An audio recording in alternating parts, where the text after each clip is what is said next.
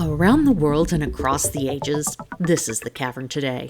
I'm Sherry, your host for this episode. Earlier this year, Cyan finally released its long-awaited remake of Riven, to the delight of Myst fans everywhere, and there is a lot to talk about. So for this, our Autumn 2024 edition, we're bringing you our longest episode to date, taking a close look at the new Riven, as well as revelations from this summer's Mysterium and more. Specifically, we'll be bringing you Cavern news, TCT Talk, original music from Maurus, and Chapter 3 of Deep Dive with Esto Centura. And in case you haven't had a chance to play the new Riven yet, we'll be saving all spoiler discussion for the very end of the episode to provide a convenient jump-off point. So without further ado, let's kick off the Cavern Today 49 as we return to Riven.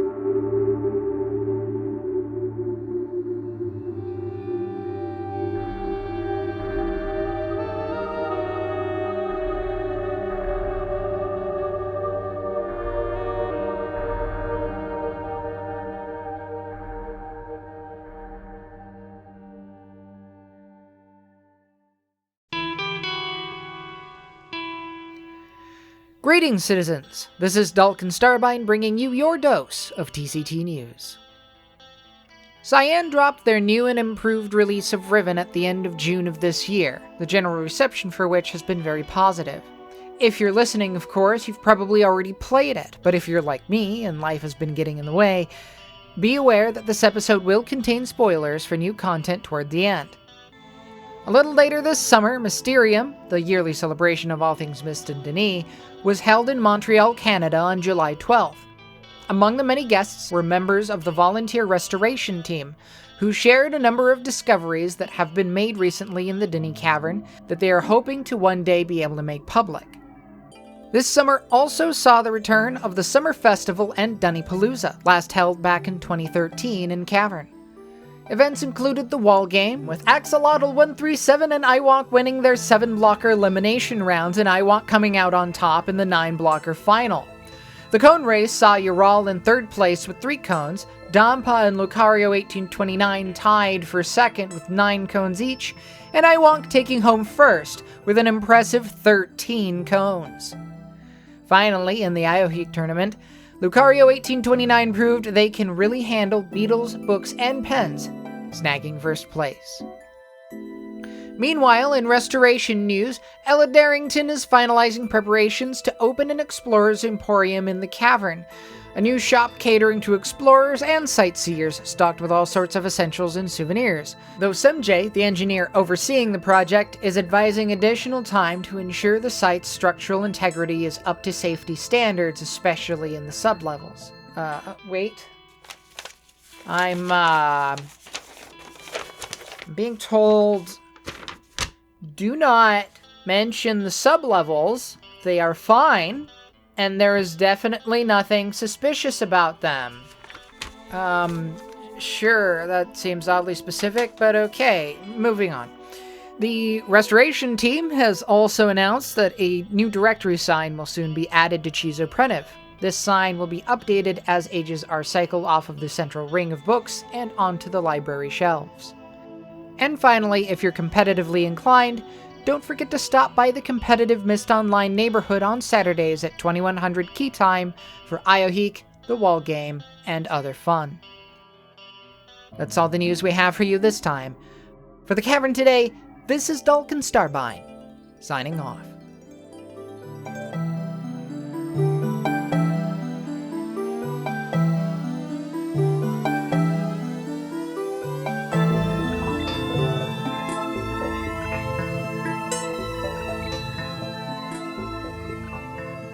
Hello, and welcome to TCT Talk. Here with us today, Ankhangel. Greetings, programs. Maurus. What's up, everyone? And me, Esto. So, guys, it's been crazy, right? It's been a year. All of a sudden, everything just happened all at once. What keeps popping into my mind was Dalken's statement. It was like, why is it July already? Yeah, and now it's autumn. Yeah. Where did it go?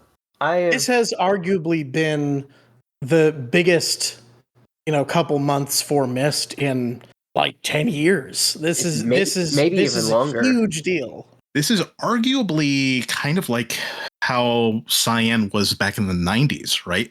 Right after the release of Riven. Hey, look where we're at. The release of new Riven. Yeah, it almost feels like it had sort of the same impact. Recently, there was a State of the Union by Cyan where they were talking about the Riven release primarily and some other things that may yet be to come.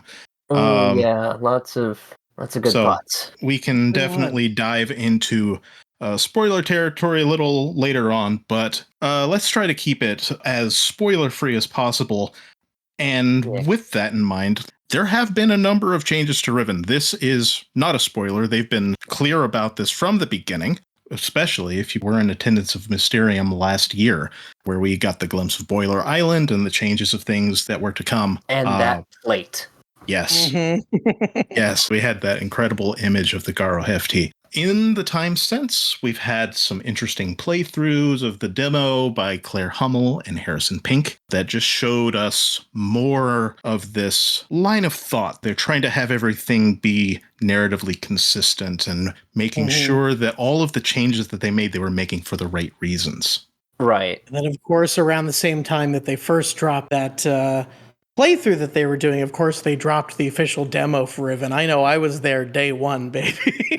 Oh yeah, I needed to see it now. I could not wait. I knew I was just going to spoil myself rotten anyway. I needed my boots on Riven again. I needed to be back. The amazing thing about that demo time was that as we were playing it, we would start hearing messages like, "Oh, new demo patch." Wait, what? What? They can do that? What? They started patching things into the demo? Oh my god, there's agave plants in this now. Like, They tricked us into doing UAT for that. it's true. We were all used as quality control. Not that I'm complaining. That was sort of a nice approach, frankly. Oh man, yeah. I It hope. did give the last few finishing touches that it really needed. It really did feel important that they nailed those first opening areas to feel just right, and they really knocked it out of the park. Like, it really does feel like just looking at those same screenshots again, but I can touch my mouse and I'll move like 5 degrees to the left, and this is so weird. All of a sudden, like, I can just look at this slightly differently. I see them, and they are real. And even if it was just Exile style, where at least it was 360, that alone would be huge. But having this fully realized as in VR too, as a 3D space and look as good as it did, frankly, in 97 is crazy. Yeah, it's astonishing. It is amazing the quality they were able to pull out of this, particularly considering the size of their dev team and the budget. There have been was anybody able to find that figure on exactly like what their team size is and the budget they were able to build this with? Because I didn't go looking, no. There have been comparisons of this to like AAA titles, which is incredible considering just what they had to work with. I remember seeing in the Cyan chat when the village island was first shown, and we saw that the reflections of the water as the camera slowly pans through the tunnel and it opens up to where we see the village. I remember seeing people say, like, is this lumen? Is this, or is this has got to be nanite? No, it's not. It's hard work. It's just, it's absolutely stunning. If I'm remembering correctly, Eric A. Anderson, I think, basically invented a brand new paradigm of water simulation just for this. Am I mistaken in remembering that? Because I know he's been posting on Twitter for the last year all these little sort of gifs of, the simulation that he's working on. But then you open up Riven and you're like, oh, I haven't actually seen water move like that in a game before. This is something different. It looks incredible. It's some of the best looking water I've ever seen. And not just in a Myst game, just ever. I had to turn that off in order to play it because my computer couldn't quite handle the enhanced water effects, but still. It's the most realistic lookout over the ocean experience I've ever had. So often water, like especially large bodies of water, surrounding oceans of islands, you'll get the point where okay, they'll look great up close, and then you look way out over, and either the texture will tile or it'll just fade out into a solid color. Where I grew up, there was water far enough out to the horizon into multiple directions, so you get an eye for how that looks. That's how that looks. They nailed it absolutely, and it's kind of amazing that it runs as well as it does. It doesn't even make my like almost half a decade old graphics card break a sweat.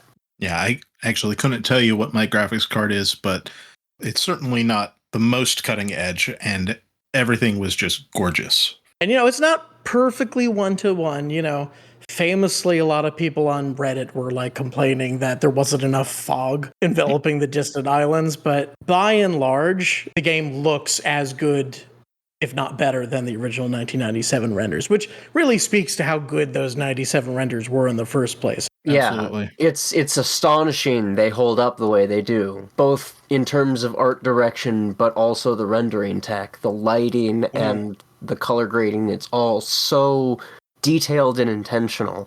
So it's been 27 years since the original release of Riven, and we've had how many remakes of Myst since then? How many more many more Rivens do you think we're going to get? Oh, it depends on if you count the Masterpiece editions as remakes. Yeah. That's is really fair. what it comes down to. Yeah. That's fair. But at the same Are time, those remakes or are those ports? there was one note Rand was keen on stating. Riven would never be remade, just polished indefinitely. And we've already had a number of big patches to it. It's something that I hadn't really considered them taking advantage of, but as a result of all of these patches, I think I have probably played Riven more times since this new release than I had in the times between 97 and the release of the new one. I think you might be right, and I think I might be right there next to you. It's been a wild ride for certain. Yeah, especially all the little details and things to get into later. We'll get into more of the specifics of what it feels like playing through this version of Riven a little later on, but we'll sort of steer clear of spoilers for now, at least. What I find so interesting about Cyan's State of the Union specifically is you can tell how everybody seems like relaxed, like they seem thrilled that this was able to happen. And they mention in the State of the Union that their hard work appears to have paid off. This is most highly rated thing that they have released, at least as far as we know. But that appears to be correct based on all the reviews. I mean, this is universally recognized as an achievement, it seems. Which is fantastic. It's great that it lives up to the name, because I imagine that was the biggest fear, aside from its individual performance, is just, will it be worth it? And it seems like the answer is unanimously yes. It's more than that. I mean, if you look at Cyan's timeline in the last 8 years, they've managed to pump out 4 games. That is an insane turnaround time on these. Now, granted, not all of these were completely fresh, right? We had Myst 2020, though it was built from scratch. They still at least had the full blueprint, and Riven, as we'll talk about more, they did have a blueprint, and they certainly made alterations to that. For the better, if you ask me. But still, we had Abduction, and we had Firmament. This has been a busy time. It's no wonder why both Eric and Hannah both said that maybe we should slow down.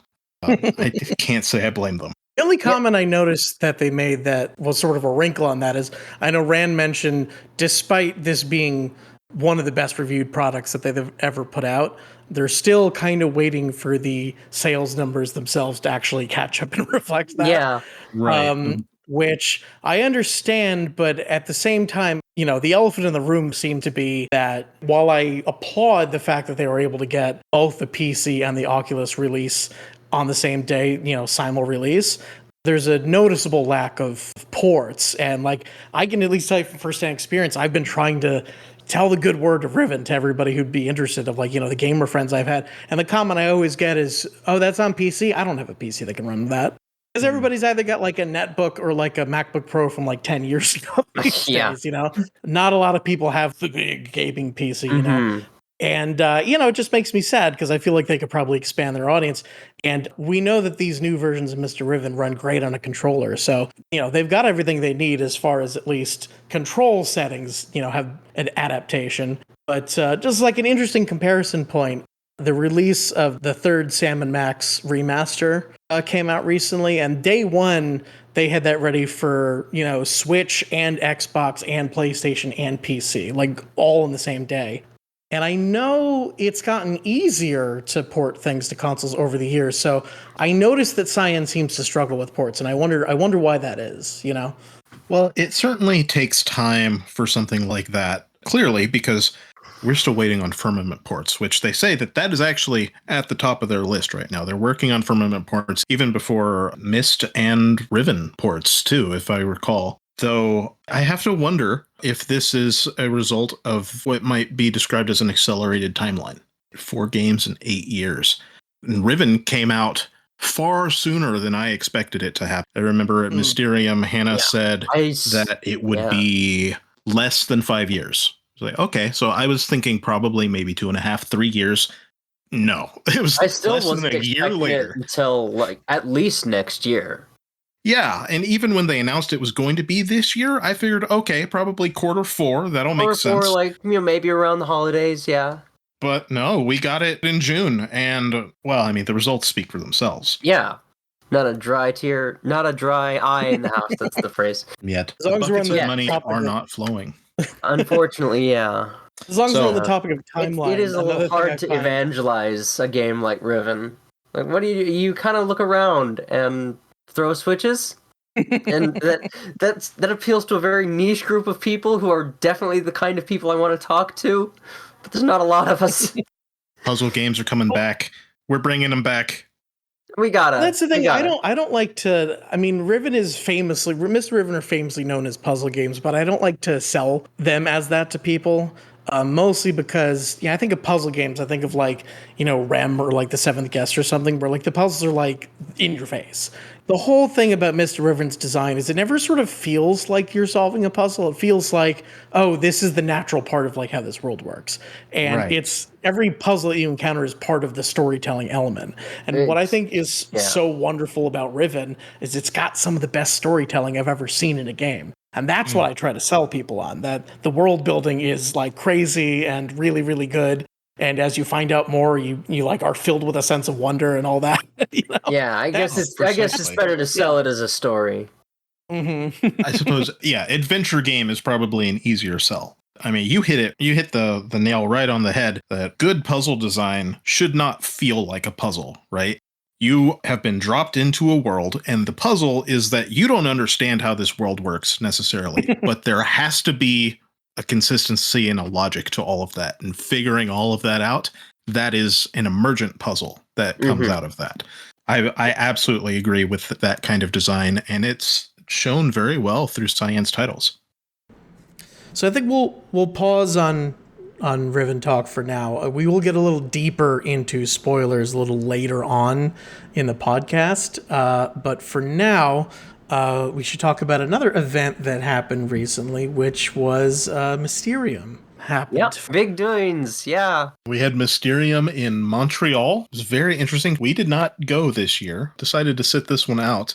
But there were some interesting things that came about that, particularly involving some news around Moolah. We had an interesting look at a number of ages that are currently in development by a slew of different age developers. First up, we had our first look at Cass, which is an age by Tweak. It was originally a place to learn the art. If you followed the story, it got burned by people who were saying, if I remember correctly, they were saying that basically we shouldn't be learning the art of writing. It has since been converted into a museum and a library that's dedicated to Denis and its restoration. And I have to say, it's gorgeous. Like everything really that is, Tweak makes, it looks so incredible. I love the deep reds. The deep reds and the natural woods will always get me. I think one of the images that we saw of Cass was kind of this large circular room with a skylight in the center of that, and just the way that natural light filters in. Yeah. It was also a sucker for skylights. Chef's kiss. So good. I look forward to exploring Cass in the near future. Absolutely. And I should mention one of the ambient tracks we have featured on this podcast before by Sasha Strange was designed for that age, actually. It's supposed to be the ambient music for Cass. So some of you folks who listen to the podcast have heard that a little early now, but hopefully one of these days we'll get to hear it for real within Cass itself. I've said this before about Sasha Strange's music, but I think really the perfect companion thing for something that Tweak designs, because both of them in their creative output have such a sort of sophistication, I think, in terms of how they craft their stuff. And I really feel like the two of them are a match made in heaven. You know what I mean? Absolutely. The thing about both of their work, and you kind of touched on this, was both of their work feels like it should be part of Uru. It speaks the same visual language, it speaks the same auditory language. Tweak has consistently been able to hit this bar of Cyan quality in his ages, and Sasha Strange has managed to do that same thing with music, but now with comparisons with Tim Larkin. So to me, that is the highest praise I could give to somebody in that position, to where their work does not feel obtrusive to it. It feels like it belongs in that space. Yeah. 100%. Yeah. And it's just a natural part of the whole setting. After we looked at Cass, we also got a first glimpse at an age called Eater Fossey, which is another age that was written by Tweak, or Keith Lord. From my understanding, this age was written to celebrate the 25th anniversary of Myst, and just from the few images we've seen of it, I'm getting the sense that it is more or less emulating that same island style. There was definitely a shot of a library that looks very familiar. I don't know if either of you caught that. Yes, also, I've seen the screenshots of Eater Fossey before, so I'm familiar with the library in question.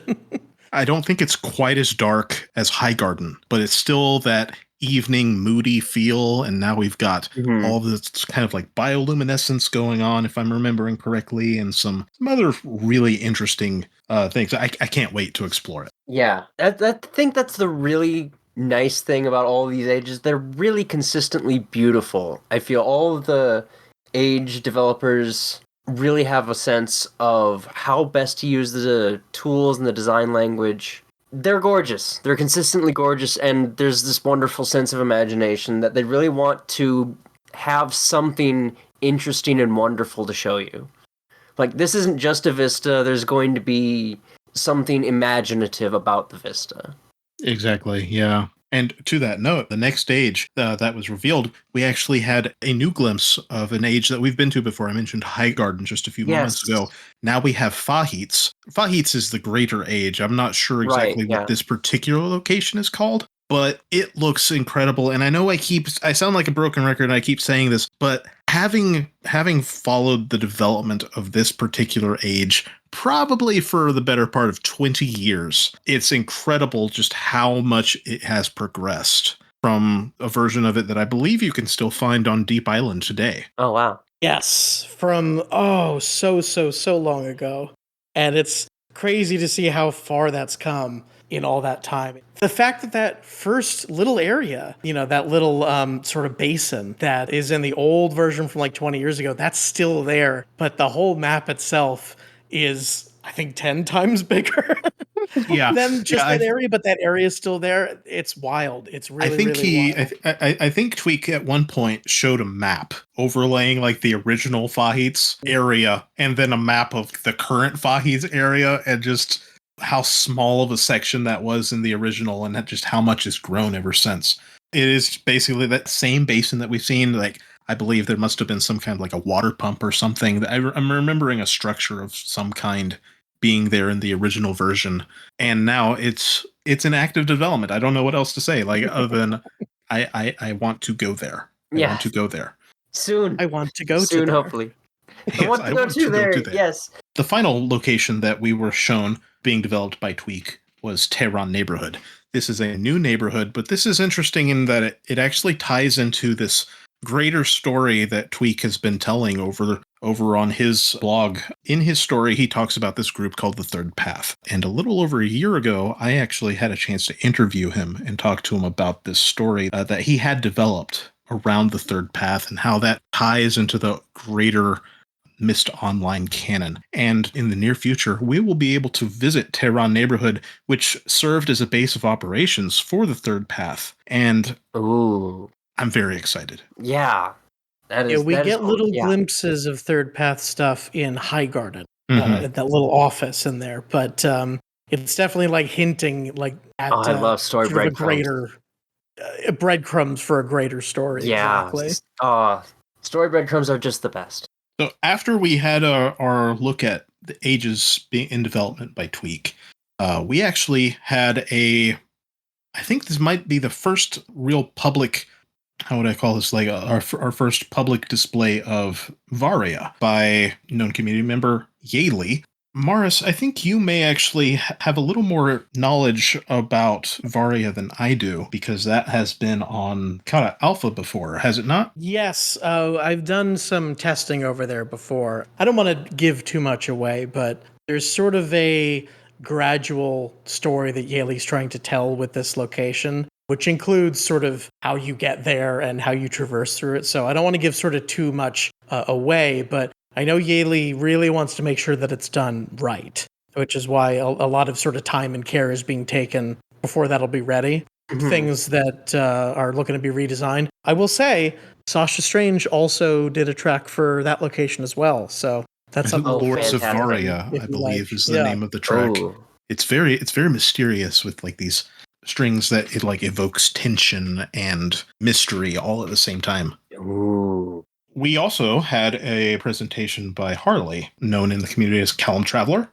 We had this demo of Ratio Apartment. Most everything else that we had seen was just still images taken of different locations within those ages. But Harley gave us an interactive tour of this Ratio Apartment, and there's some really cool things that we can break down in this. You know, we've got this dynamic environment and just a level of customizability that I know Harley's been hard at work changing water levels, dynamic skies. This was an incredibly impressive display, particularly for Corman. Oh, yeah. The tools that the Guild of Writers has been able to develop. Yeah, Harley's taken a lot of big swings with this one. There's a bunch of firsts that are going to probably be established by this. Harley's been building up the story behind this age for quite some time now. And this is sort of the first real glance at this age we actually get to see, is this sort of customizable space. The concept behind it is to be sort of a home away from home.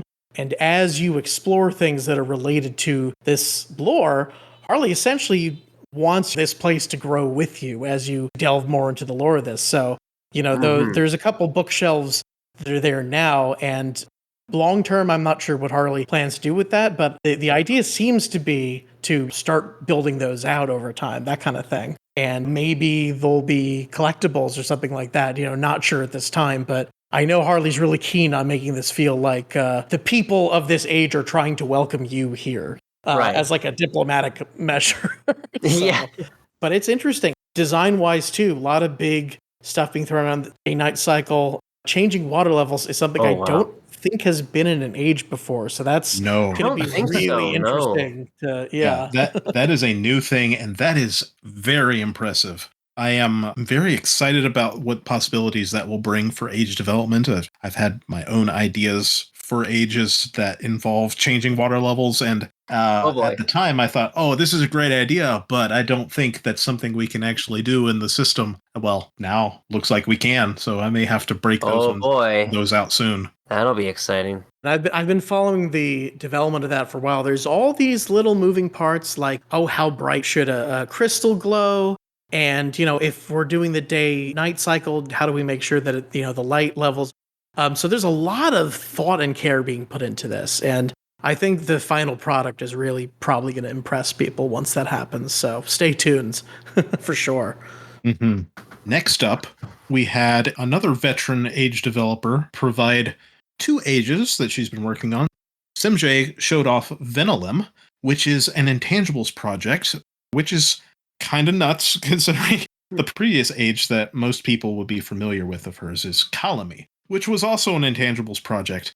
And recently she had discussed how she didn't feel like she would ever touch another Intangibles project again because she felt it was a little weird about how it falls into the overall lore of everything, with it being undiscovered branches versus with it originating from a Cyan design document. And now here she is again.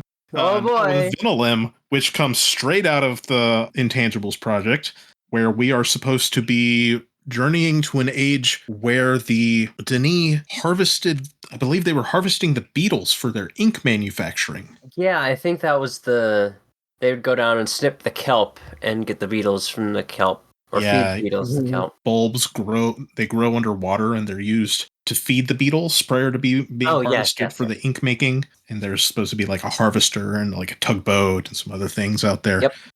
Clearly it was a work in progress. What probably blew me away more than anything, though, was that Simj said that it would probably be done within a year. So I've been impressed by Simj in the past. I am expecting nothing less from this particular project. Now, I was aware of the other project that Simj had been working on because I've tested it before. And actually, if you visited Deep Island, you might be familiar with this concept already, which is something that she doing a new version of for Moolah. But this was a total surprise to me. I think in our group chat, I all caps went like, Esto, Esto, Esto, it's Venolim. Yeah, I suppose any Intangibles project is very exciting, right? We all want that hit of Cyan work, right? And the Intangibles project is the closest thing that we've got to that. Now, the other project that Simj displayed was the Explorer's Emporium, which is currently in Phase 5 testing. Based on the demo that we got of that, it looks like it could be released tomorrow. It does look really, really polished, fantastic. Yeah. If I'm remembering, so cute.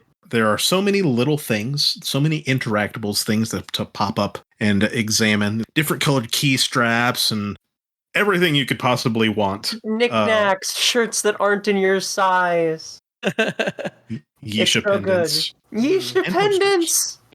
Yeah, again, like I said, if you're familiar with Deep Island, you might be familiar with the sort of older version of the Explorer's Emporium, which is on there. This is like sort of her new version, and she's changed a couple things about it, design-wise, to sort of streamline things a little bit. I love so much about what she sort of added to this to sort of make it feel new and exciting, but also tie into sort of the greater Moolah lore with some of the other ages that have been put out too. There's like references to Calamy in there and stuff like that, which I love. What I always have really admired so much about Simj and her design, there's always a flow to the way her ages work. That's always really satisfying. There's an arc. There is a beginning point, there's a point where you're learning a little bit more about things that are happening. And then when you reach the ending of something that she's designed, there's like a satisfying conclusion to everything that you've seen so far that ties it all together. And you know in your heart, okay, I made it. Like, this is the end. She is very good about designing those sort of arcs to sort of, how it feels to play. And I just really, really admire that. This one's no exception. The flow of this is really fun to sort of get into, and I look forward to other people getting to play around with it because I can't wait. Yeah, it's really good. The promise of that kind of narrative arc experience with a nice, satisfying kind of finish. It sounds like a really fun journey to go on, and I'm sorry, just looking at it, and I have to say this in the most positive, loving way. It looks like every Earth, Wind, and Fire I've ever set foot on in a mall.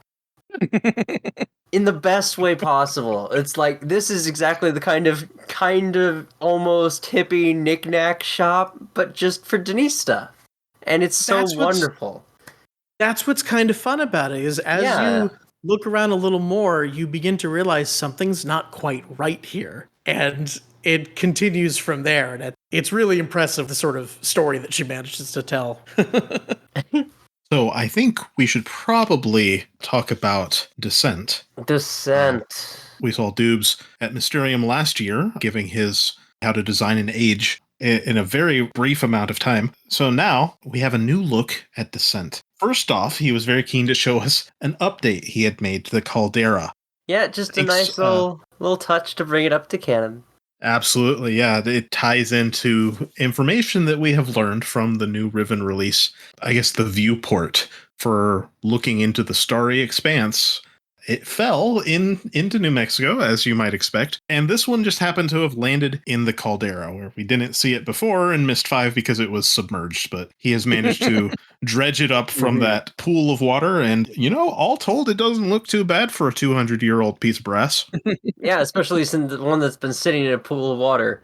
But I don't know. I'm just looking at it and I can only imagine. I wonder what kind of sound it made. And now I'm imagining the sound that all of the stuff made when it fell out of the fissure. And the noise, the clatter. I can only imagine.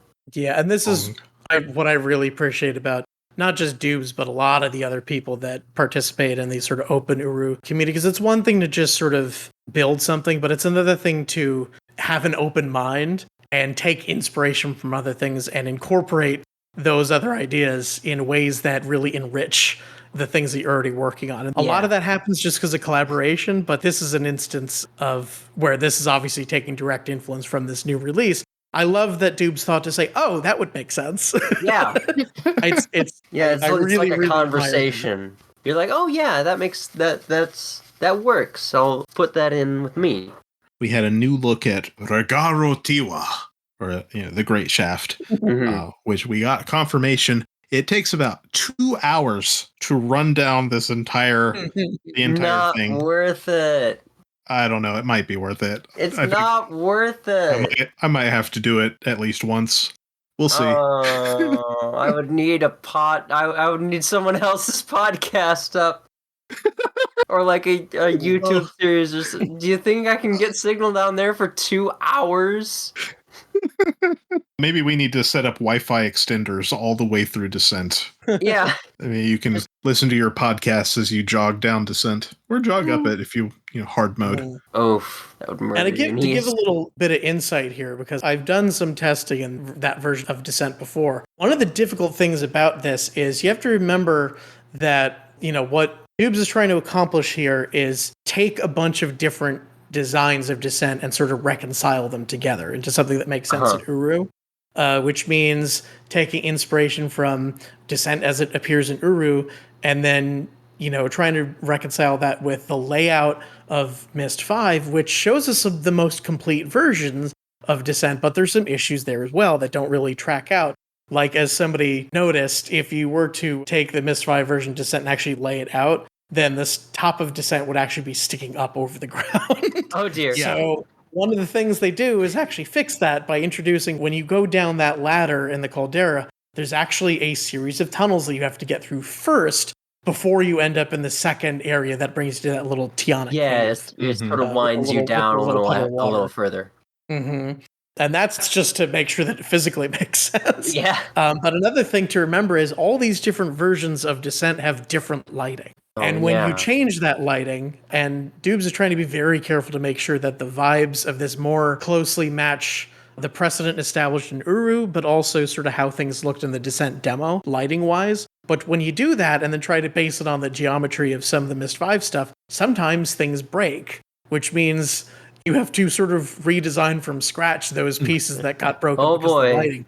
So this has been a bit of a challenge, actually, and that's sort of why it's part of the reason why it's taken a little bit longer. But Dubes has been powering through, God bless him. Clearly, based on the demo that we've seen this time, it's come a long way since the last time Dubes posted a sort of testable version of this. So I'm looking forward to getting my hands on it for sure. But same. I can't applaud Dubes enough. This is not easy doing a project like this. It can't be, for sure. I mean, he kind of took one of the biggest pie-in-the-sky goals that everybody who comes to the Cavern has ever considered, and he's like, yeah, I'll do that. It's fine. What, really?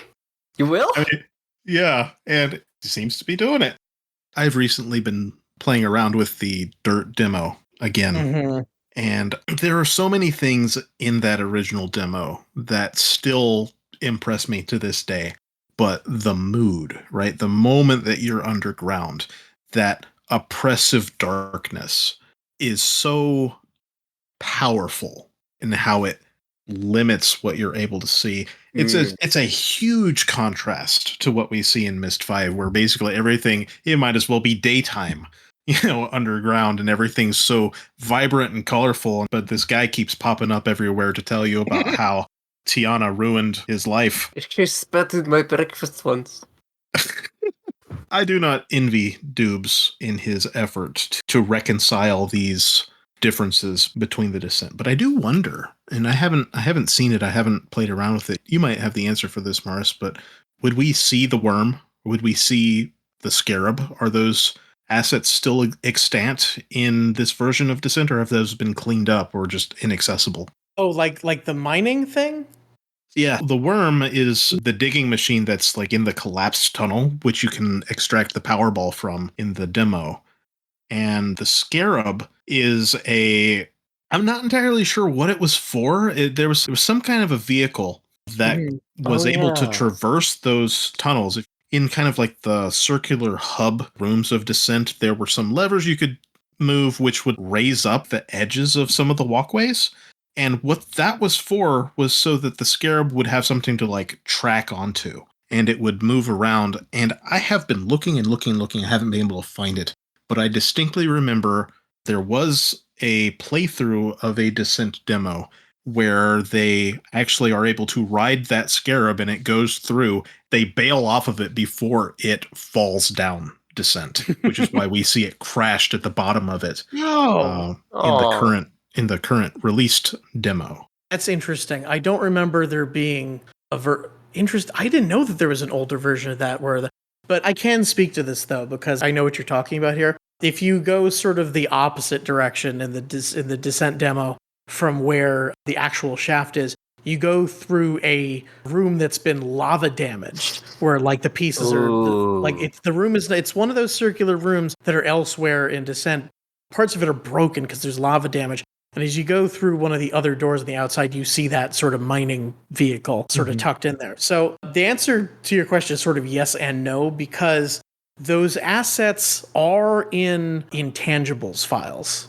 So we do have at least like an Uru version of that. I don't think it's in scope for like version 1 of Descent, but I've definitely brought up the idea to dudes before, and he's definitely interested. I think the idea would be as a wish list item that like down the line we could like stitch that onto the current Descent model, because we have the files, they're in intangibles. So it would just be a matter of adapting that in a way that makes sense. Maybe the answer will be, there was a door there the whole time, but you couldn't see it and now it's cracked open and I can get through. I don't know, something like that. Be imaginative. But the assets are there. It's just, I don't think it's in scope for version 1, but it would definitely be cool. I can tell you that much. Yeah. It's my memory that in Myst 5, when you make your way down, that particular tunnel is actually collapsed. So you're not able to backtrack that way. But I believe I think it's not just collapsed. I think it's just like blackness. There's just like there's utter darkness and you can't see anything going in that way. So one could add the explanation of, this nothing cracked open and now it actually turns out there was an unfinished pathway there. Who knows? There's so many different ways to be creative and introduce something like that. But yeah, those assets exist. Whether or not they're going to show up in Descent, in this version of Descent, who knows? But it would definitely be cool. The idea has definitely been raised. I can say that much without getting into spoilers, Everybody's interested in making the journey from the surface to Denis. But what people often forget is that even from the Great Shaft, it's supposed to be a 32-mile journey until you come to the Tiana Tunnel entrance in the Guadalupe Mountains. In the south of New Mexico. That's where the Tiana Tunnel is supposed to be. How wild would that be, right? We start working through Descent and we're able to get all the way there. But hey, we also have another route out to the surface. Yeah. That would be wild in itself. It would just be. Having another view of the surface there. And just being able that would to walk. Be very fun. Yeah. I should touch on something only because I was explicitly referenced in Dubes' presentation. In the part of the presentation showing the elevator shaft going down, and you can see it's modeled more off of the original Descent demo version where you pull the lever and it comes down rather than that hanging one that's in Myst 5, and it's much slower, much like the original one. So Dubes credits me with producing the music track for that. That's not 100% accurate, so I just want to provide a clarification on that. So first of all, using the Myst 5 one didn't feel right, the sort of reprised shorter version of that. Using the original version of that Descent elevator theme felt like it made more sense, because it was released publicly as part of the Descent demo, so it would make sense in an open source project like this. but also just the fact that they wanted to capture more of that original feeling of the Great Shaft. But there's a problem, which is that in the original Descent demo, the music at the midpoint where the little room is, the one that's currently known as Great Shaft, that didn't exist yet. That didn't exist in that version of the theme. So what happens is in Myst 5, the way they corrected that in the sort of changed version of the elevator theme is they changed the key by a half step so that when you ride the elevator down, it'll naturally flow into that rest area theme, which is so beautiful. And that wouldn't have worked with the original version of the elevator theme. Also, not just because it's in the wrong key, but also that audio file, which is the only version that we have, is from 2000. Right? Yeah. There's not only is it difficult to sort of change the key of that, there's literally less samples available. Yeah. The sample size is literally smaller because it's an old 2000s audio file. So it took some work. I actually got a big deal audio engineer who's like a friend of mine and like said, hey, I have this problem. What do you think about it? We talked about it and like sort of came up with the best solution. And then that's what we sort of came up with. But I also gave Dude something else, which is if you play the Descent demo, the first time you take the elevator down, it plays the one that you're used to. But the next time you take the elevator down, and every subsequent time you take the elevator down, it plays a different version of that theme that sounds a little bit like, actually surprisingly, the drums from that original elevator theme, but mixed with the Great Shaft theme. It's like Tim Larkin knew where he was going to end up going with this, but hadn't quite gotten there yet. So it's like, we got to incorporate this too. But what if we do it so that the normal Great Shaft theme plays when you go down, but because of the way that they're probably introduced, is where people might be linking in to the rest area and then going up, that might also be a valid way of exploring this by starting from the middle and going up to the top. So taking the elevator up needs to be as cool of an experience as taking it down. So why don't we take that other track and use it as the going up theme? That way there's sort of one for both. So I worked on those both with the audio engineer, and then I turned those both over to Dube. So I did work on them, but those are original Tim Larkin tracks. I just touched them up so that they would flow a little better in this version. Just wanted to add that clarification.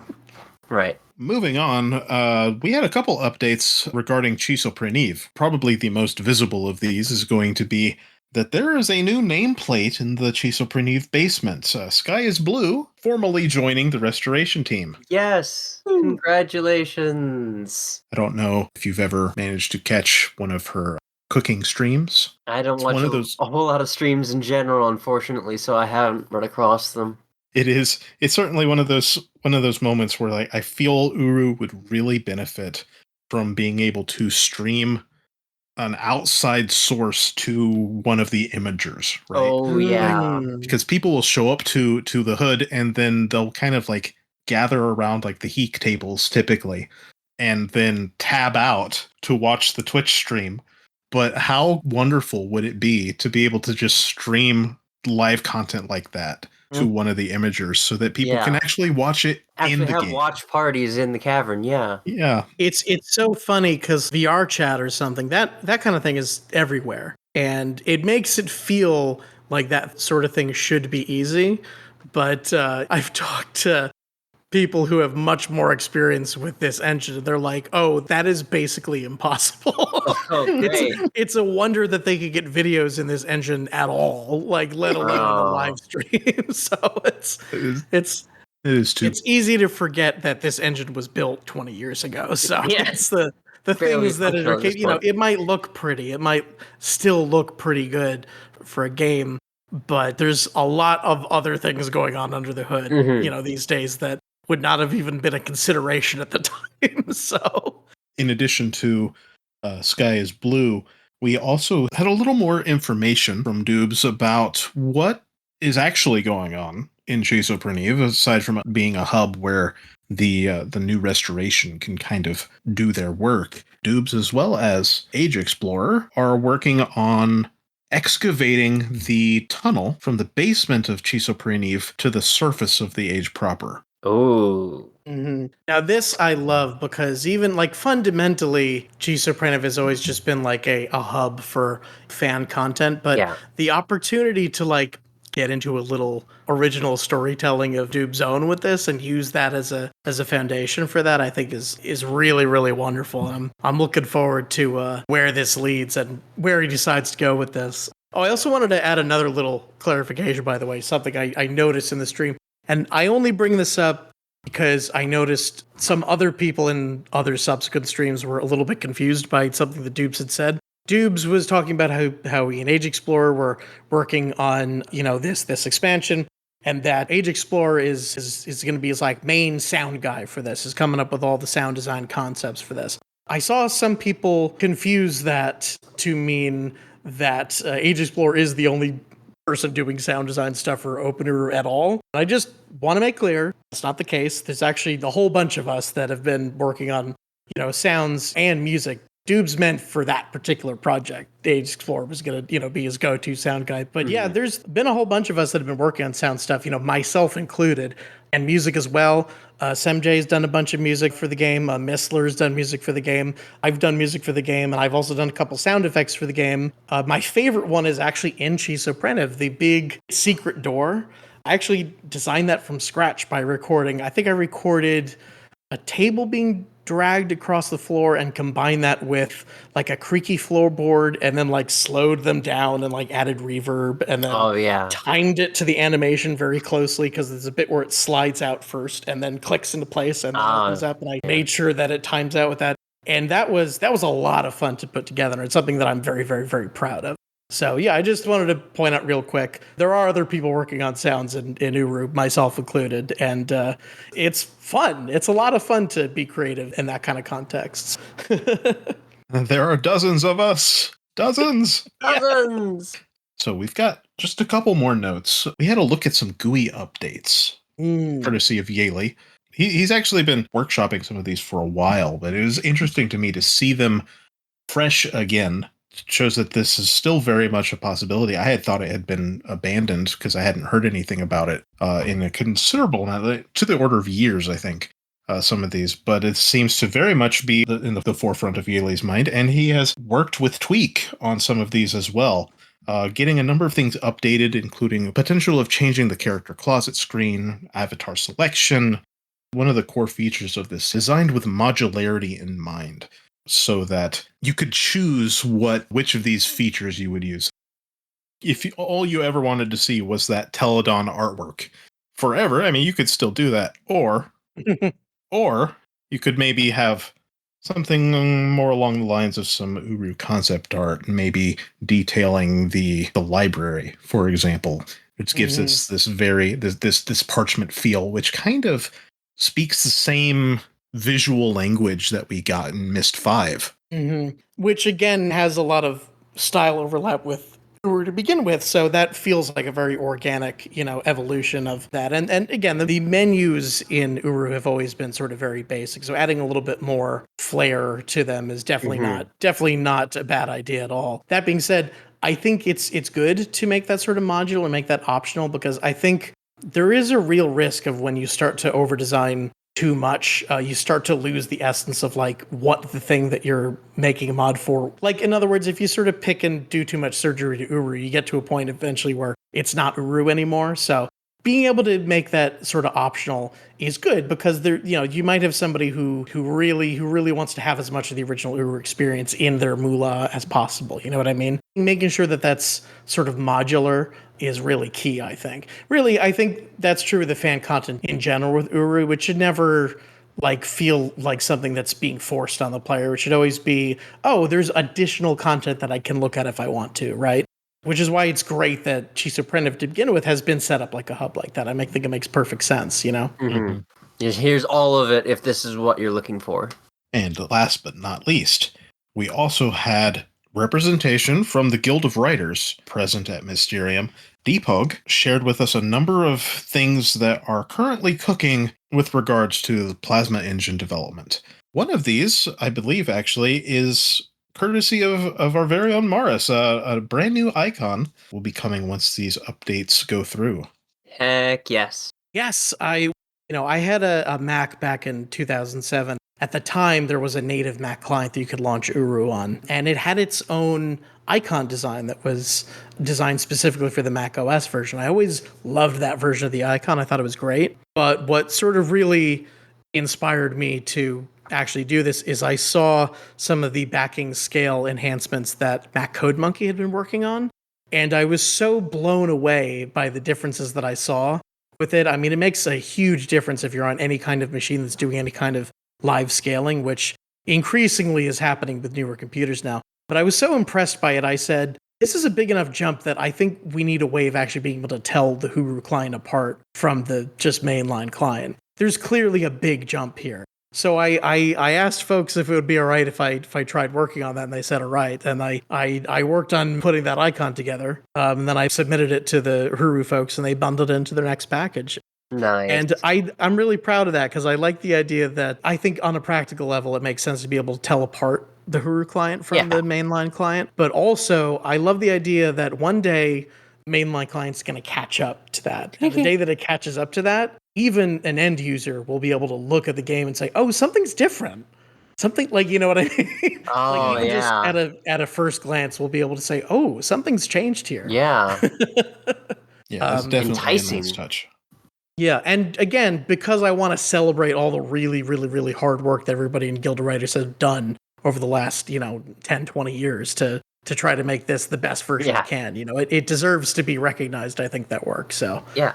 All of the updates are going to be a huge boon to Age developers in the future, right? Because currently, with the way that everything is set up, Age developers have to decide at a very early point whether they're developing for Mula or whether they're developing for Complete Chronicles and Deep Island. A decision like that it can make some huge difference with the way that a number of these. Yeah, I mean, you're totally right though. That's been one of the biggest roadblocks for developers.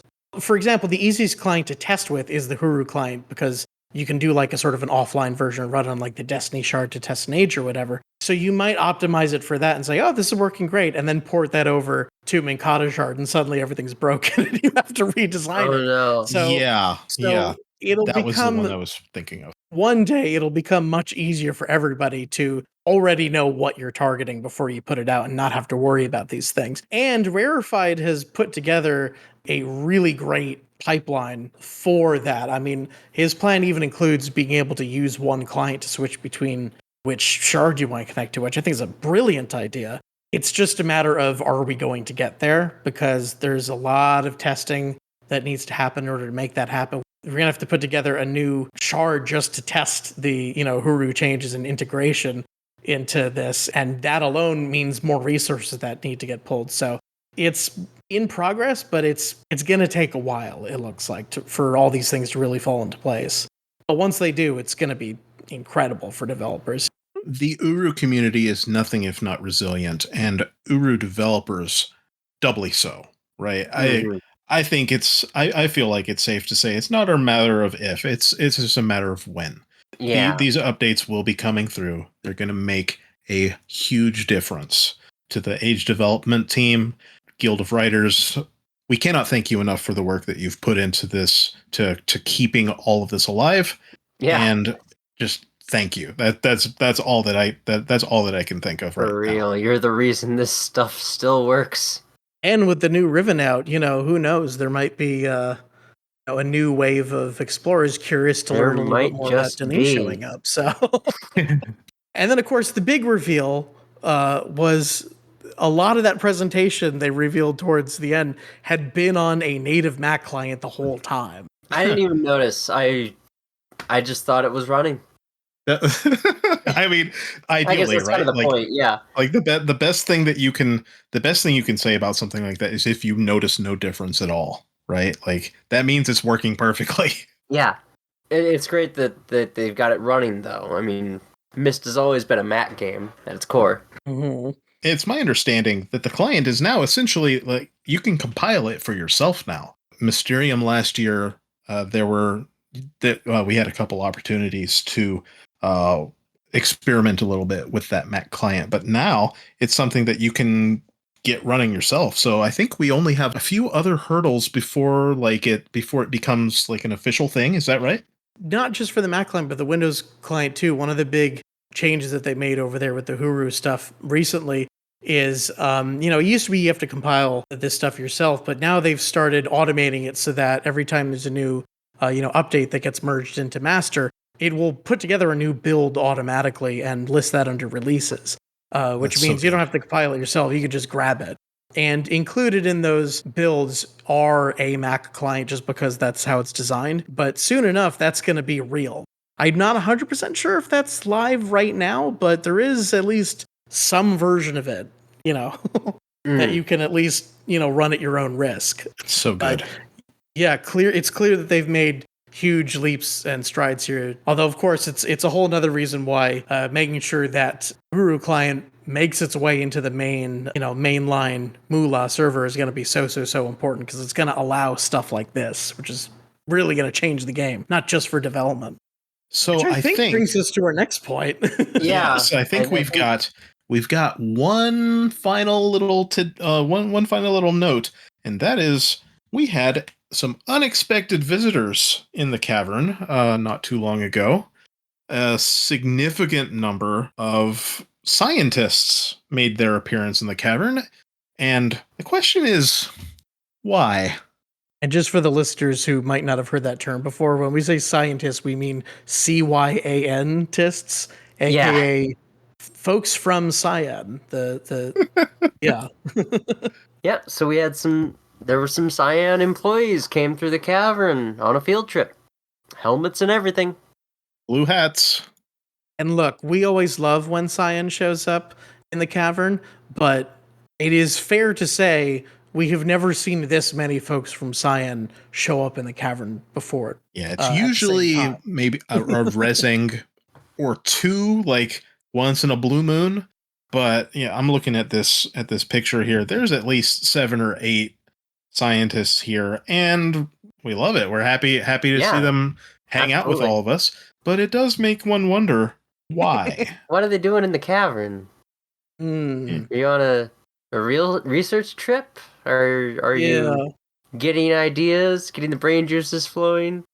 This is when the tinfoil hat goes on, right? We know they're planning some kind of something. And you put the tinfoil hat on and you say, they literally want to take a field trip to the cavern to, take a look at, what does this look like? What does this style look like? Basically doing that, but in a virtual space, to remind themselves about what the vibes are, Yeah. It's and they interesting, did post right? about it too.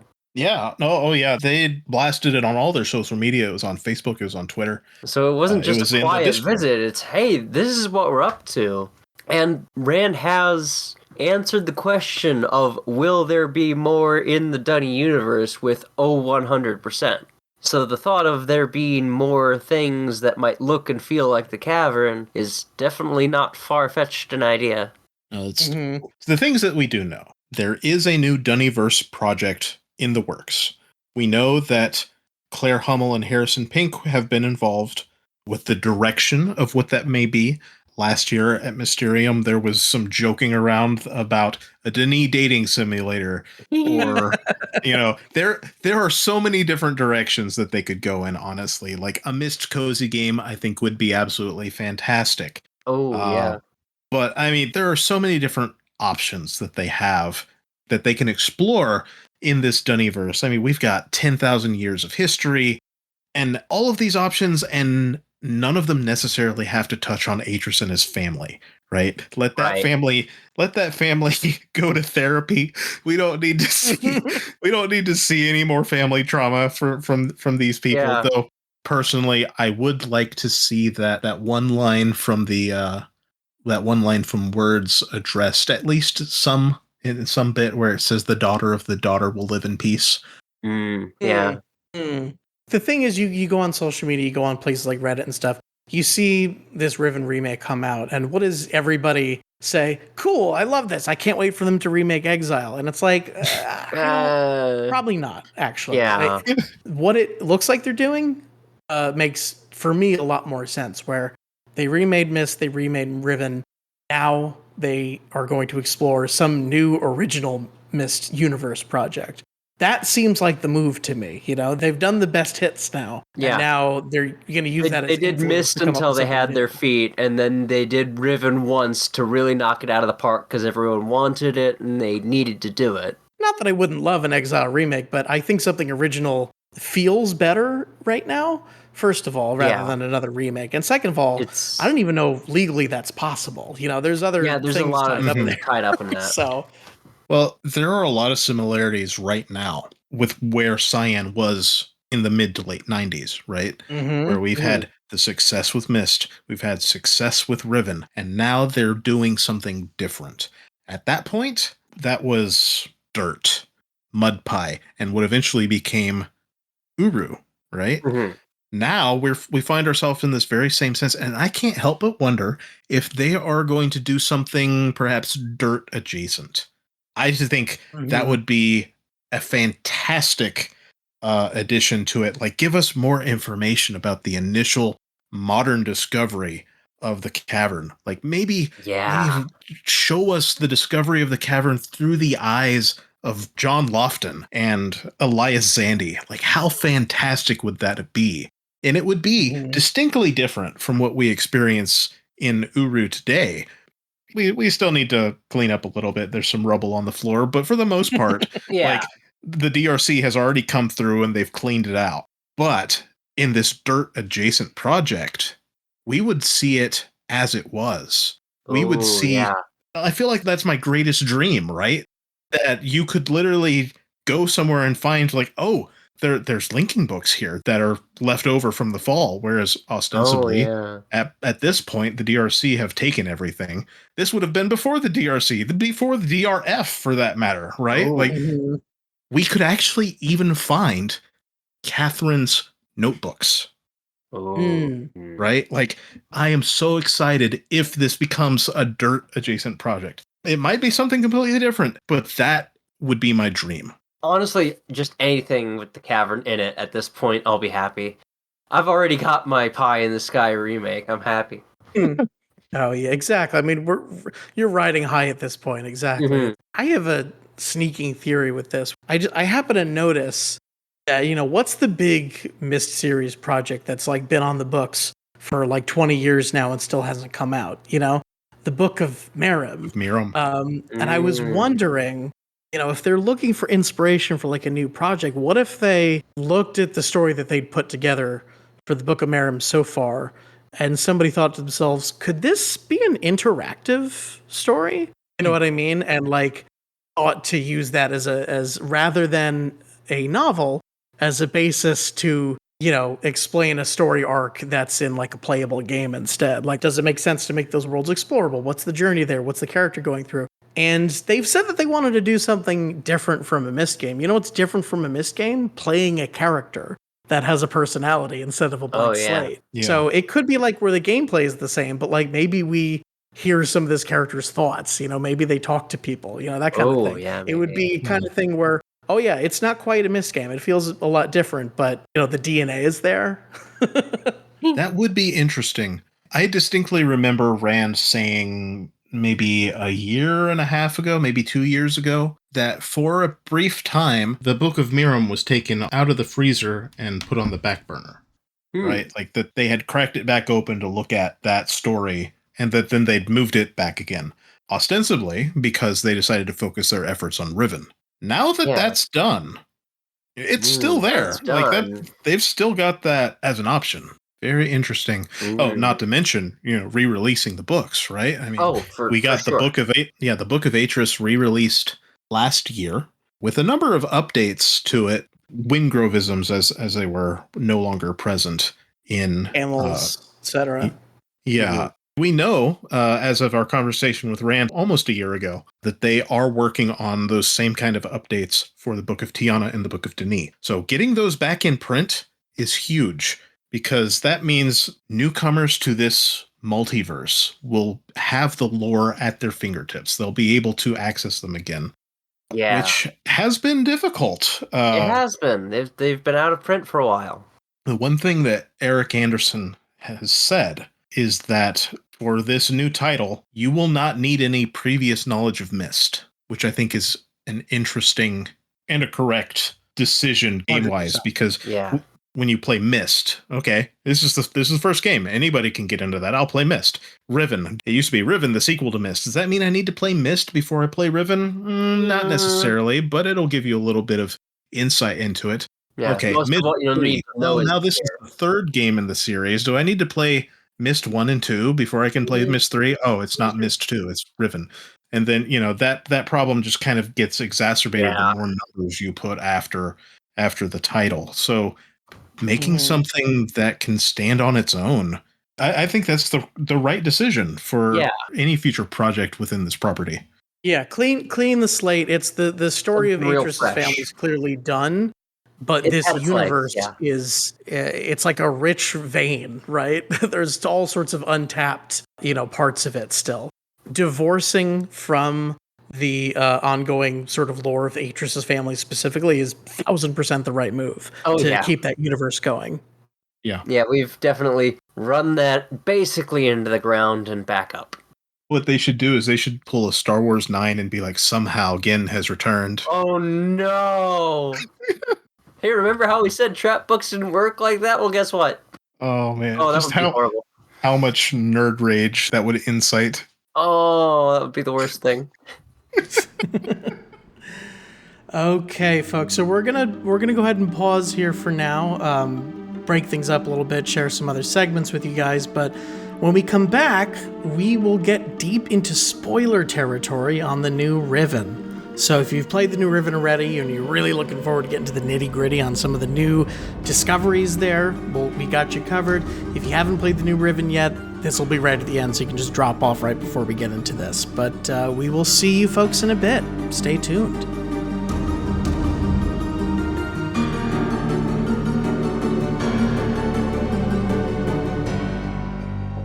Thanks, guys. Next, we have an original music piece from our very own Maurus, inspired by the ruins of family dwellings that have been uncovered throughout the Dunny City and the various ages from the diaspora that have since been deserted, such as Tiam. This is Abandoned Homestead.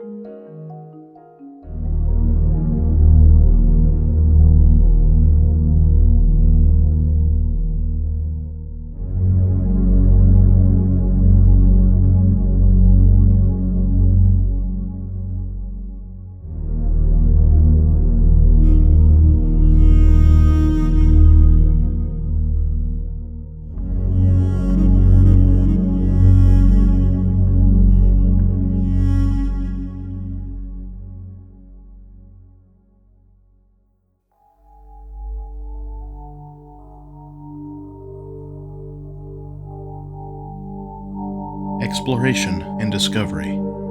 These form the root of our journey, regardless if we took our first step in 1993, 1997, or even this very day. From Mist Island to the Dunny Cavern, our drive to leave no stone unturned brings us to share our discoveries with each other. For some, that drive and curiosity blazed a path that we still take to this day. Today we are going to continue our exploration of the past and learn a fading history. History known to some, and history unknown to others. I am Esto, and this is Deep Dive.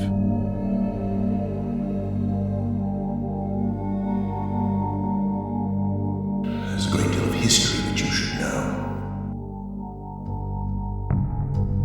In September of 2003, the Pre-After website received an update. A second spike had become an active link, and this new link led to a curious page. It was blank, except for a 10-digit number, 05533425533, and the phrase, "Proof is required," listed just a few lines below. A little research revealed that this number was the ISBN for a book In Search of Schrodinger's Cat, a book that Dr. Watson had been known to quote from time to time. Still, the question remained, exactly what proof was required? Grasping for answers, UPC labels, purchase receipts, and pictures of the book itself were sent to the Pre-After email. The following day, Zandy shared a second ISBN and refined his message to read, Personal proof is required. It was determined that Zandy must want a picture of the book with the person who found it.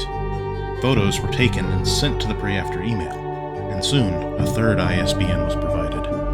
The previous numbers had been replaced with hyperlinks to the picture of the person holding the book, but now each photo was accompanied by a group of 4 numbers: 17.183.8.12 for In Search of Schrodinger's Cat by John Riven, and 17.6.1.12 for Time by Andy Goldsworthy. Over the next several days, Zandy provided a list of 17 ISBNs, and each title was eventually paired with its own set of numbers. It was discovered that the numbers were akin to coordinates, though rather than being for ordinal direction, they were describing discrete texts, specifically the hardback editions of the 3 Mist novels. Each of these volumes were published with the Denis numeral emblazoned on the front cover. 5 for the Book of Atris, 17 for the Book of Tiana, and 25 for the Book of Denis. The first book that Zandy had shared, In Search of Schrodinger's Cat, had been accompanied by the numbers 17, 183, 8, and 12. The 17 corresponded to the number 17 found on the cover of the Book of Tiana. The number 183 indicated a page number, while 8 and 12 gave paragraph and word number. Following these steps yielded the word North. Resolving all 17 number sequences in this manner ultimately yielded the following coordinates: North 35, 39.537, West 106, 24.639. Moreover, when arranging the book titles provided by Zandy in order of revelation, the following message was found. It's beneath the tree. Zandy had not only provided a location, but also a clue to the next step in his journey. With new coordinates and guidance from Zandy in hand, the geocachers made their way to Tent Rock's National Monument in New Mexico. By 6:30 p.m. Eastern Standard Time on September 25th in 2002, a brand new Pre-After spiral was discovered. Photos were taken and sent to Zandy. The next day, the Pre-After website was updated, and the second spike of the Pre-After spiral dimmed. It was replaced with a link to the photo of the geocachers and their Tent Rocks National Monument discovery. The second journey was completed. On October 1st, 2002, Zandy returned with a new mystery. 075-992-544-726-7. As time moved forward, several other numbers arrived, each with the same pattern of 12 digits followed by another number. There was much debate as to the significance of these numbers. It seemed unlikely for them to be international phone numbers. UPCs seemed likely, though that left the question as to the trailing numbers. Eventually, Zandy stepped in with a hint, though this time buried in the source code for the page. Proof is still required. Get off the track. Eventually, someone provided an acceptable proof to Zandy by submitting a photo of themselves with the album Stunt by the Bare Naked Ladies. Zandy reposted this image on the pre-after site, this time including another clue, 1-0:05. With this, the following pattern was discerned. Zandy had provided the UPC for 15 albums featuring artists ranging from Paul Simon to Annie DeFranco.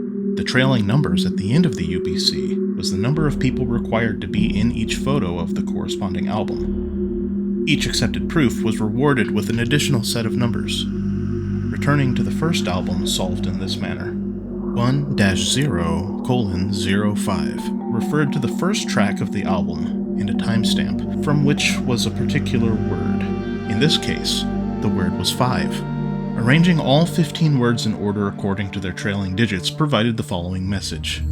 503-227-9251. Be there, October 26th, 6 o'clock. It was determined that this pointed to a payphone in Portland, Oregon. When October 26th arrived, the payphone rang and a voice spoke the words. The gathered are known. The group answering the phone responded, by their faces of stone.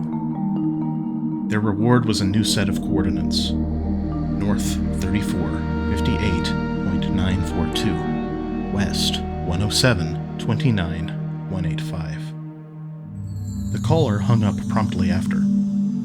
The coordinates led to a location between Turquoise Butte and Turquoise Spring in New Mexico, where, a day later, the geocachers discovered the third pre-after spiral. Once again, photos were sent to Zandy, and a third spike from the pre-after spiral dimmed, becoming a link to the most recent geocacher submission. The third journey was complete. We will continue our investigation of discoveries to come in our next deep dive. Until then, this has been Esto for the Cavern Today, signing off.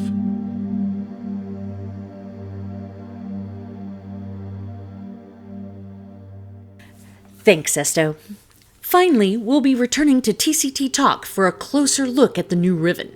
But be warned, the episode will be spoilers from here on out. So if you haven't had a chance to play the new Riven yet, this is your chance to shut off the episode without missing anything else. And yes, this applies even if you're a veteran of the original Riven. There's a lot that is new or has changed compared to the original, and we really don't want to ruin the surprise. With that out of the way, we'll return now to our TCT Talk.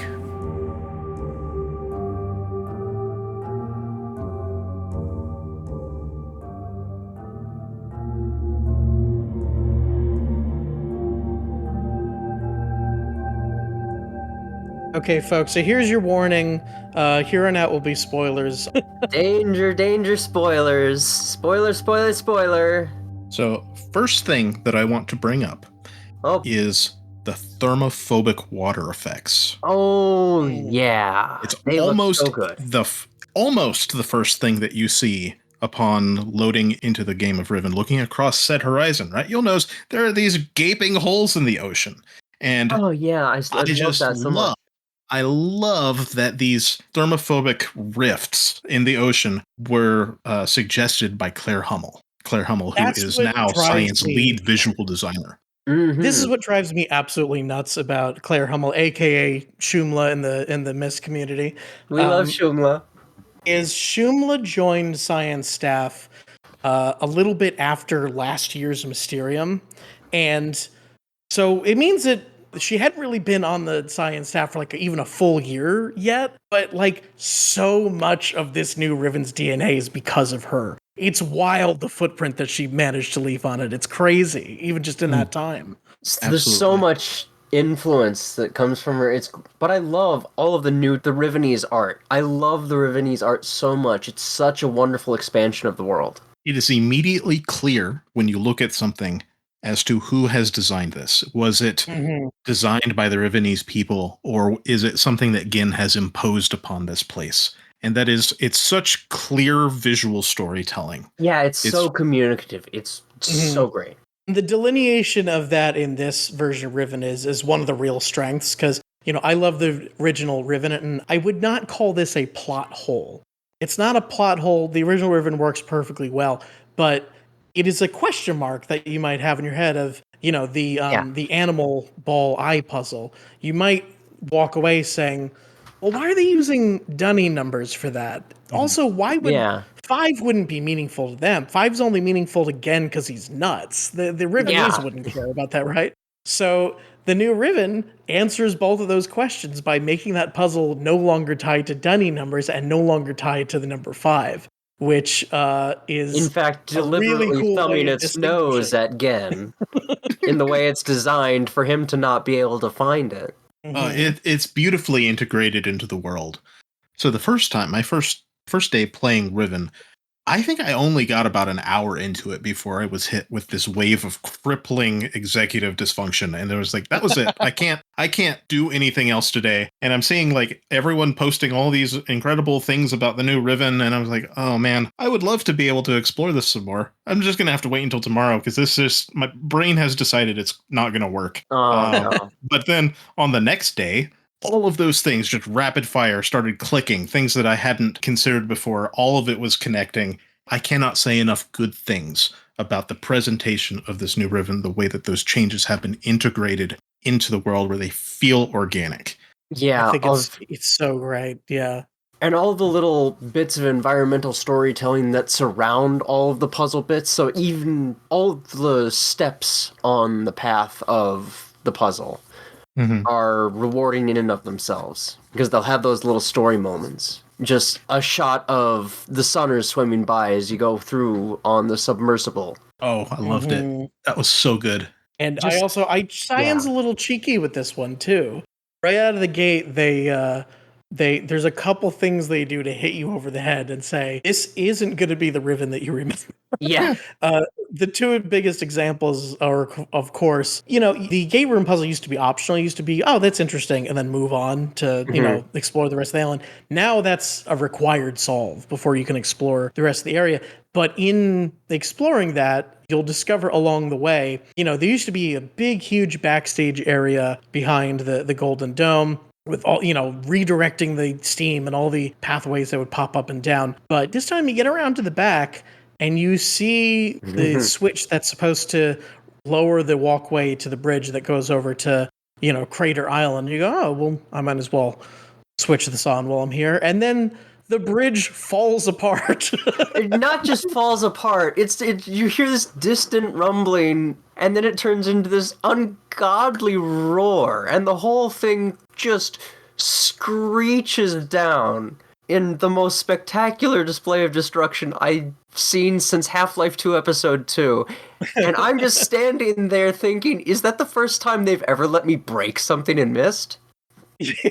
My immediate response, after that happened, right? I hit the switch and then, everything starts shaking and the bridge basically melts into the ocean. I think I just, after staring at it for a solid 2 seconds, it takes a moment to settle in.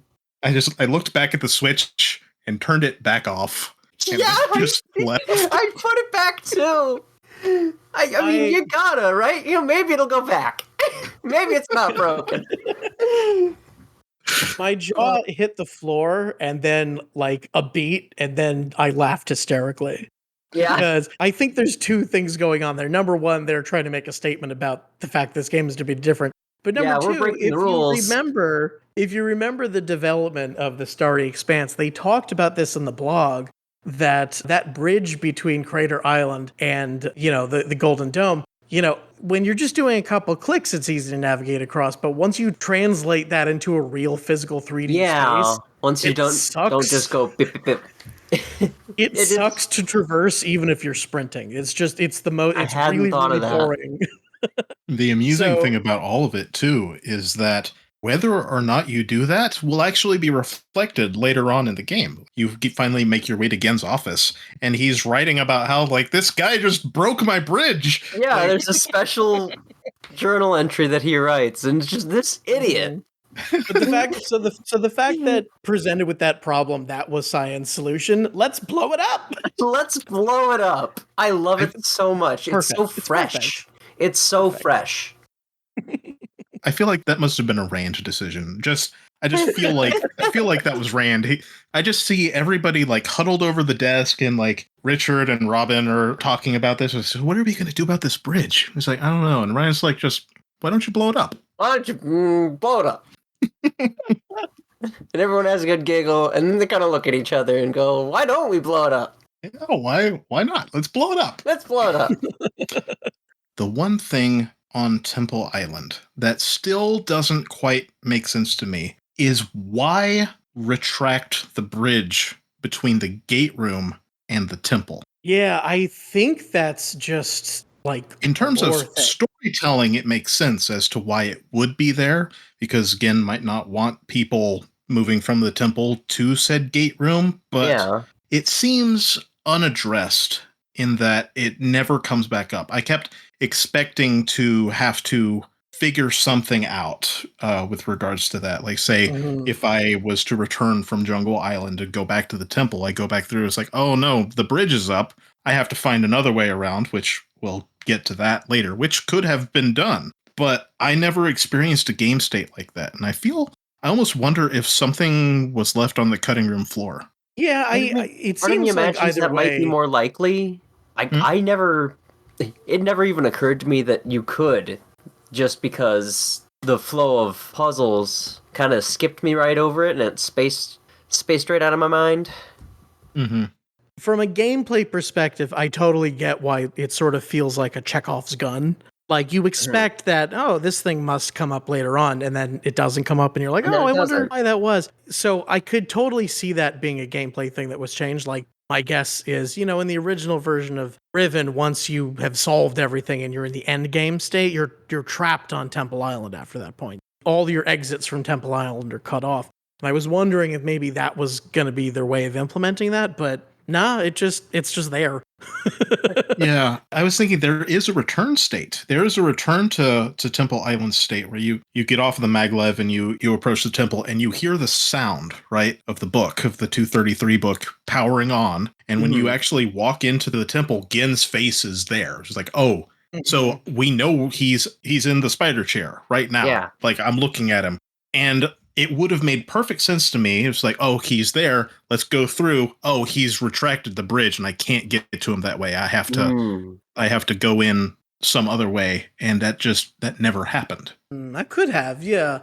Gosh, that moment in the original Riven is so scary.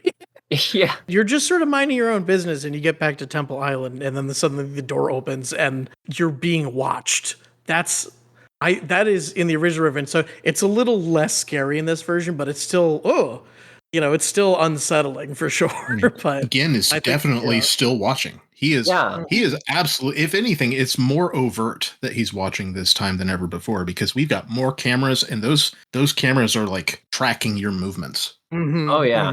Yeah, another detail I really liked that the big Wark room. Not only does it show the footage from just the original islands, but it shows footage from every island. Every island. Every island has got a camera now. So it's clear that if you find one of those cameras and you look at it, you might just catch it moving to follow you. Yeah. Yeah, I love kind of juking back and forth and watching its travel speed going like, yeah, the most overt moment where it's clearly following you is when you're walking around the village. There's that the little telescopic lens coming up out of the water, and it's just slowly tracking your location everywhere you're going. Not to mention the view of the Lincoln Point, where you can see Cho kind of walk in and goof around. And right. What a goofy boy. Trying to get the drop on whoever else might link in. He's trying so hard. Cho looks amazing. I think he actually looks fantastic. During the demo, there were so many updates to Cho's animations and timing, so that by the time we got the full release, it just felt right. I mean, I remember loading up the demo, and no sooner had those bars showed up, but Cho was already like walking up in front of me and like pretending that he doesn't see me, and like this doesn't feel quite right. But by the end of it, it was probably a good 5 seconds before he moseys on by. That little delay that gives you a second to go, what happened? Where am I? What's going on? Why am I in jail already? It's so crucial. That is an important moment. The audio and the animation didn't quite match in that first version. And then a couple patches later, they got it perfect. It was fine. I was just going to say that camera footage of Cho being an absolute goof in front of the Lincoln zone. I know this is not what he's doing, but like I just imagined like he's jumping out with like finger guns and he's like, put him up. But it's the same kind of energy. Yeah, it really is. 100%. Do we want to get into maybe one of the biggest spoilers from this new version? You're messing around with that gate room. You move it over to the one end. You finally get to the one end with the switches, but you realize, oh, the spinning dome is right here, and it lets you in right away. There's no code required, so you just step in, and then it opens up, and you're in the starry expanse. And my exact reaction, that exact moment where it splits open, and I walk the first like 3 steps down the metal staircase and go clank, clank, clank. Oh my god! And stop dead right there. That was stunned. That was absolutely my reaction. I remember I stepped into the Golden Dome and it like spun around, closed around me, and I was like, huh. Yeah, this is kind of... There's no linking book in here. I wonder what this could possibly... Oh my god. Yeah, it's kind of like the transport orbs in Firmament. Expanse is one of the biggest sort of mysteries of this whole series. And... To put it lightly, yeah, it's one big question mark wrapped in an enigma. And this game has done nothing to demystify it. It has done not a damn thing. Despite spending even more time in the Expanse, I am even more confused. Yeah, even more confused is a good way to put it. I immediately felt wrong being in that place. My immediate reaction, after the verbal, was just thinking I should not be here. This is not right. And then I was like, nope, I'm going to keep going because what else am I supposed to do?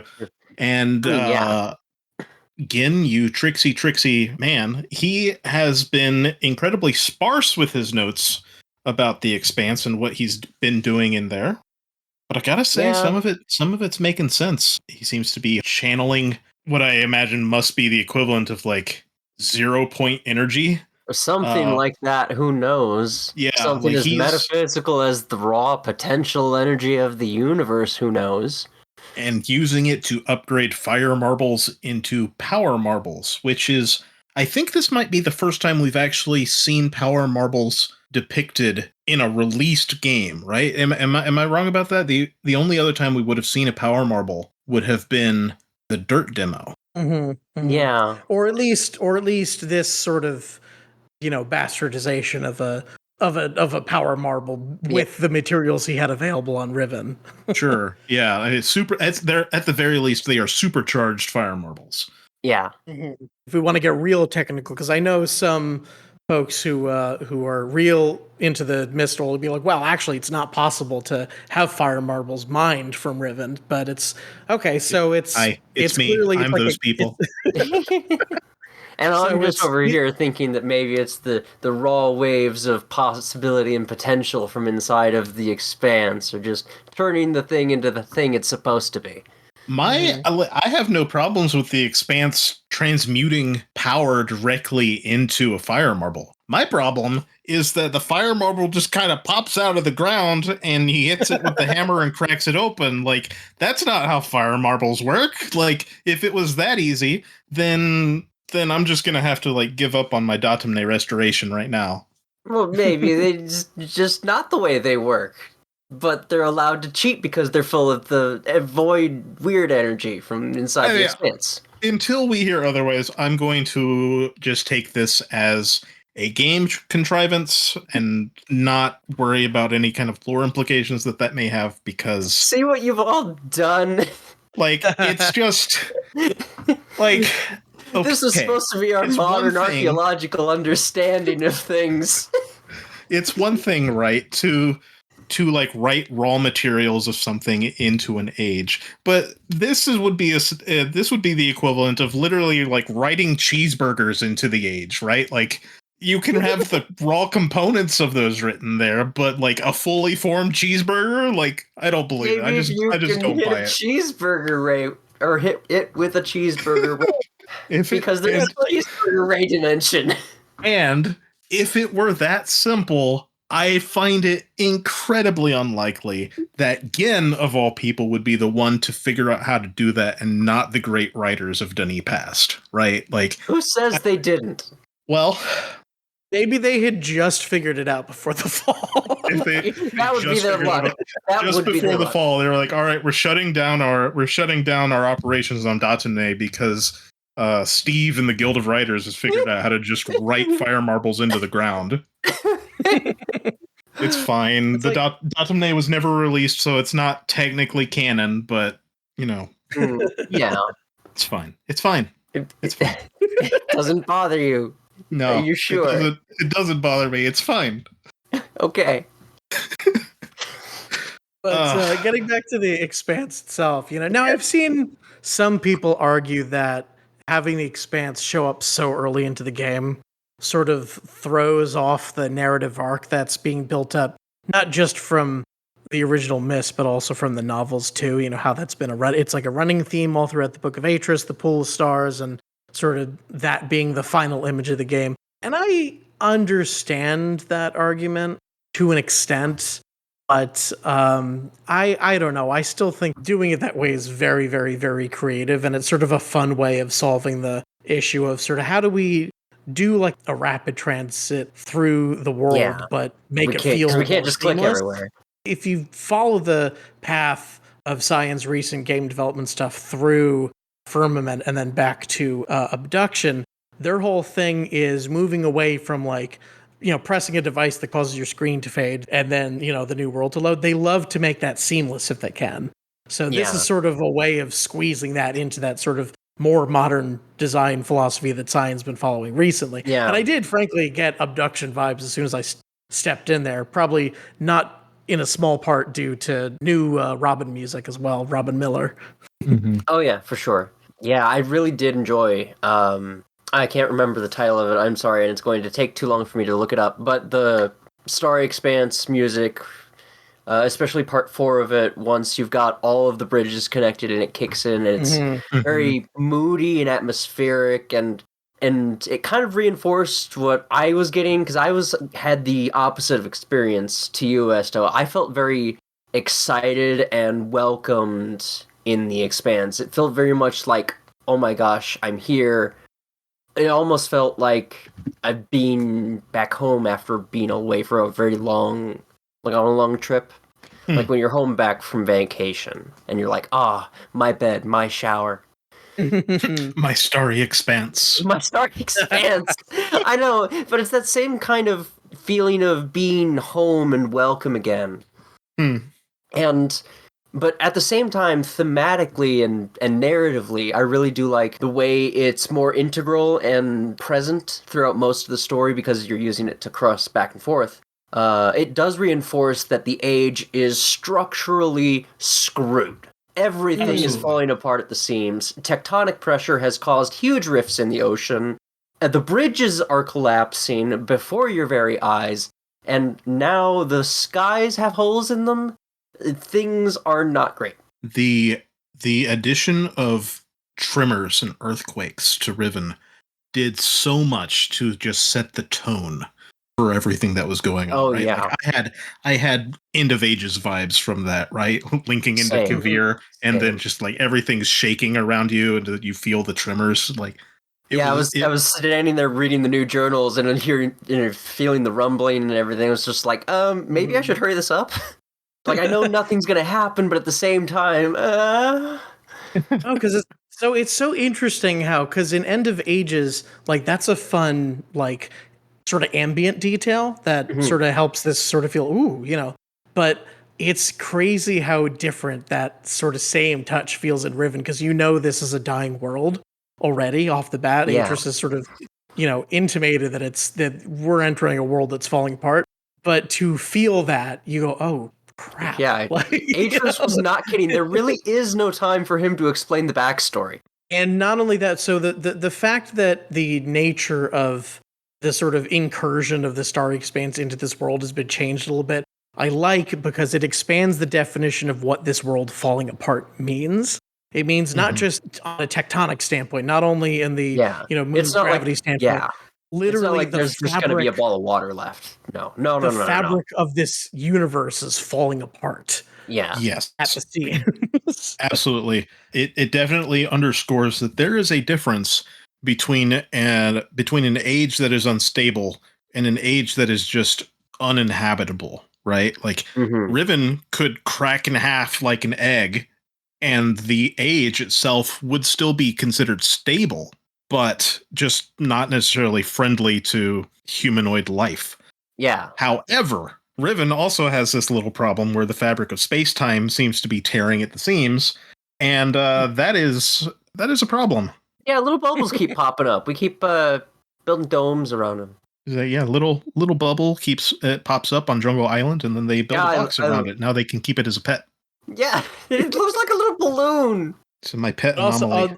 that's actually such a funny detail too, because the way Gen is portrayed in this game is so interesting, because it leans in not only on him being just a big old jerk, not only that, just the worst. Is he more, I think, savage in sort of his disrespect for the lives, in this age, but furthermore, how he is wrong and stupid is the best. His whole thing in his journal is how he talks about these rifts keep opening up and I keep building domes around them. Okay, now there's 5 total rifts in this world. I knew it. 5 is important and a significant number. Of course, there'd be one on each island. It all makes sense. And then what happens next? Another one. We get a 6th anomaly. It's like, hi. It's hilarious. Perfect. It's such a slap in the face to Gin, and then he just proceeds to ignore it. I mean, he covers it up, but then he never mentions about how it flies in the face of his divine theory of 5. Yeah, it's just the best. I'm a huge proponent of taking the air out of evil people and making them look like buffoons. So having Gen portrayed as this awful colonizer who is just absolutely burning through the natives' lives and culture for his own gain, no hint of morals. And also portraying him as this bumbling oaf who can't see a solution when it's right in front of his face is so perfect. He is so helpless because he is so awful. I do think it's clear, Gin absolutely has blind spots when it comes to these things. But I do want to... He's so clever. I do want to note, Gin is not incompetent, though. He is incredibly resourceful despite his own shortcomings, right? He's using the Expanse to supercharge the Fire Marble to power his faulty linking books. That is actually ingenious. Ingenious, yes. However, we have to appreciate the utter stupidity and lack of humanity that is looking into the Starry Expanse, which even he describes with terms that I say are approaching religious awe, and saying, I'm gonna use it to charge batteries. That is kind of the most Gin thing, right? I see this thing that defies conventional description. I am going to use this to charge my batteries. Yeah, and that's it. He doesn't even continue researching. He just builds it and keeps working. As far as we know. He changes plans at all. He doesn't start working on alternate solutions based on this. He is still writing books. I do appreciate, as part of sort of the redesign in Riven, the fact that the mechanism of the gold dome and the domes on all the other islands, what they sort of do, being now reversed. Because in the original Riven, it's the gold dome is the power source, and it channels that power out to all the little domes, which each have a linking book in them. In the new Riven, that is reversed, where all those are actually sources of energy that are channeling themselves to the dome to power this one linking book, which I like because it's a little more ridiculous. You know what I mean? The fact that this enormous machine need to be constructed just to power one book. It being It's so perfect. that much more, I don't know, obvious in this version of the story. I like that. You know what I mean? It does do a really good job of funneling the player towards the final encounter, where previously it's like, okay, you could go at any one of the 5 domes, put the code in. It's like, yeah, that's great. It's a little mundane, but it's like, okay, there's this one book. Now you power this one device, and you crank all the way down with the moving platform, and you get lowered onto it while it activates, and then it opens up and there's the panel. That's really dramatic, and especially for your big confrontation with Gen. I love it. Mm-hmm. I mean, more so, it's also just good game design because it gives you a reason to seek out. I mean, other than the previous existing reasons, I should say, for seeking them out. But now you have a reason to open all of these and travel through them, because once you get into the expanse, then you have to, retract the bridge, and then you can, you've opened up a new route. It's almost a Dark Souls game design, right? Where you travel along a particularly long route, and then you find a shortcut back to where you were, so that when you start over from the beginning again, you can just jump back to where you had made all of your progress. I'm a big fan of this kind of cloverleaf world design. Yeah, same. It's nice that those kinds of lessons of modern game design have been incorporated, where they can help the player get around, figure out what they need to do. There's a lot of lessons of conveyance that I feel have been learned and applied. Lots of ways of communicating things to the player, making sure they're listening, understanding, absorbing the information they need. Mm-hmm. And actually, in many ways, it reminds me of Exile, doesn't it? Because in Exile, the big central tower that you sort of start out in is what you're, like, the thing that you're trying to unlock is the book to the final area. Right. And you can only unlock it by solving all the other stuff that's around it. So, and that always felt really good. That sort of felt, oh yeah, of course it works like this. Yeah, it's sort of a crash course in how things work around here. Have a hub that you keep returning to. Having a hub like that's really useful for rewarding the player, so that oh, I'm getting this done. I have this visual, not even more than just a visual indicator of progress, but now it's actually rewarding me because I can just move around easier. Mm-hmm. Yeah, convenience as a reward is definitely there's something to be said for it, for sure. While we're on the subject of Gen and the books to 233, I do want to talk about Age 233 itself, because some of my favorite new things in this are what they did in Age 233 in this game. For sure. It's so nice to be able to, especially after capturing him, to be able to walk outside and see what he was up to there. Yeah, it's so great. Gen's got a barbecue going on outside. Yeah. It says, the work that I'm doing is, oh God, what is it that he says? It's demanding. Yes, the work that I'm doing is very demanding. Clearly, he's hungry. He's cooking dinner. Yeah.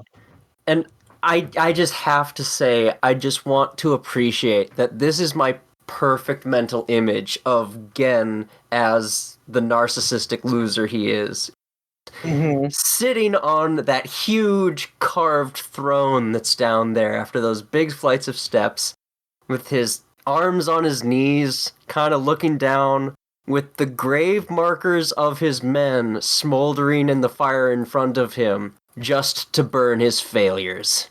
Looking out over an empty world while he grills the only living thing around. That's Gen. It's perfect. It's so perfect. In the original game, I would say, what's he doing out there? Like, he's got his whole gear on, and he's out there. Like, what is he, like, he's saying the work he's doing is demanding. What's he doing out there? Because his book is in here.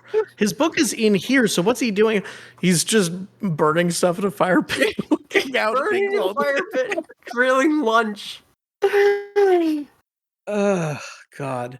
But the fact that we could walk outside, oh my God, the grin that I had on my face when I was like, yo, let's go. Heck of a view. And the look on my face when I took a closer look into the fire pit at the bottom and realized there was a book in there. Yeah, speaking of the failures Gen's burning. Right, we have our first glimpse of Age 234.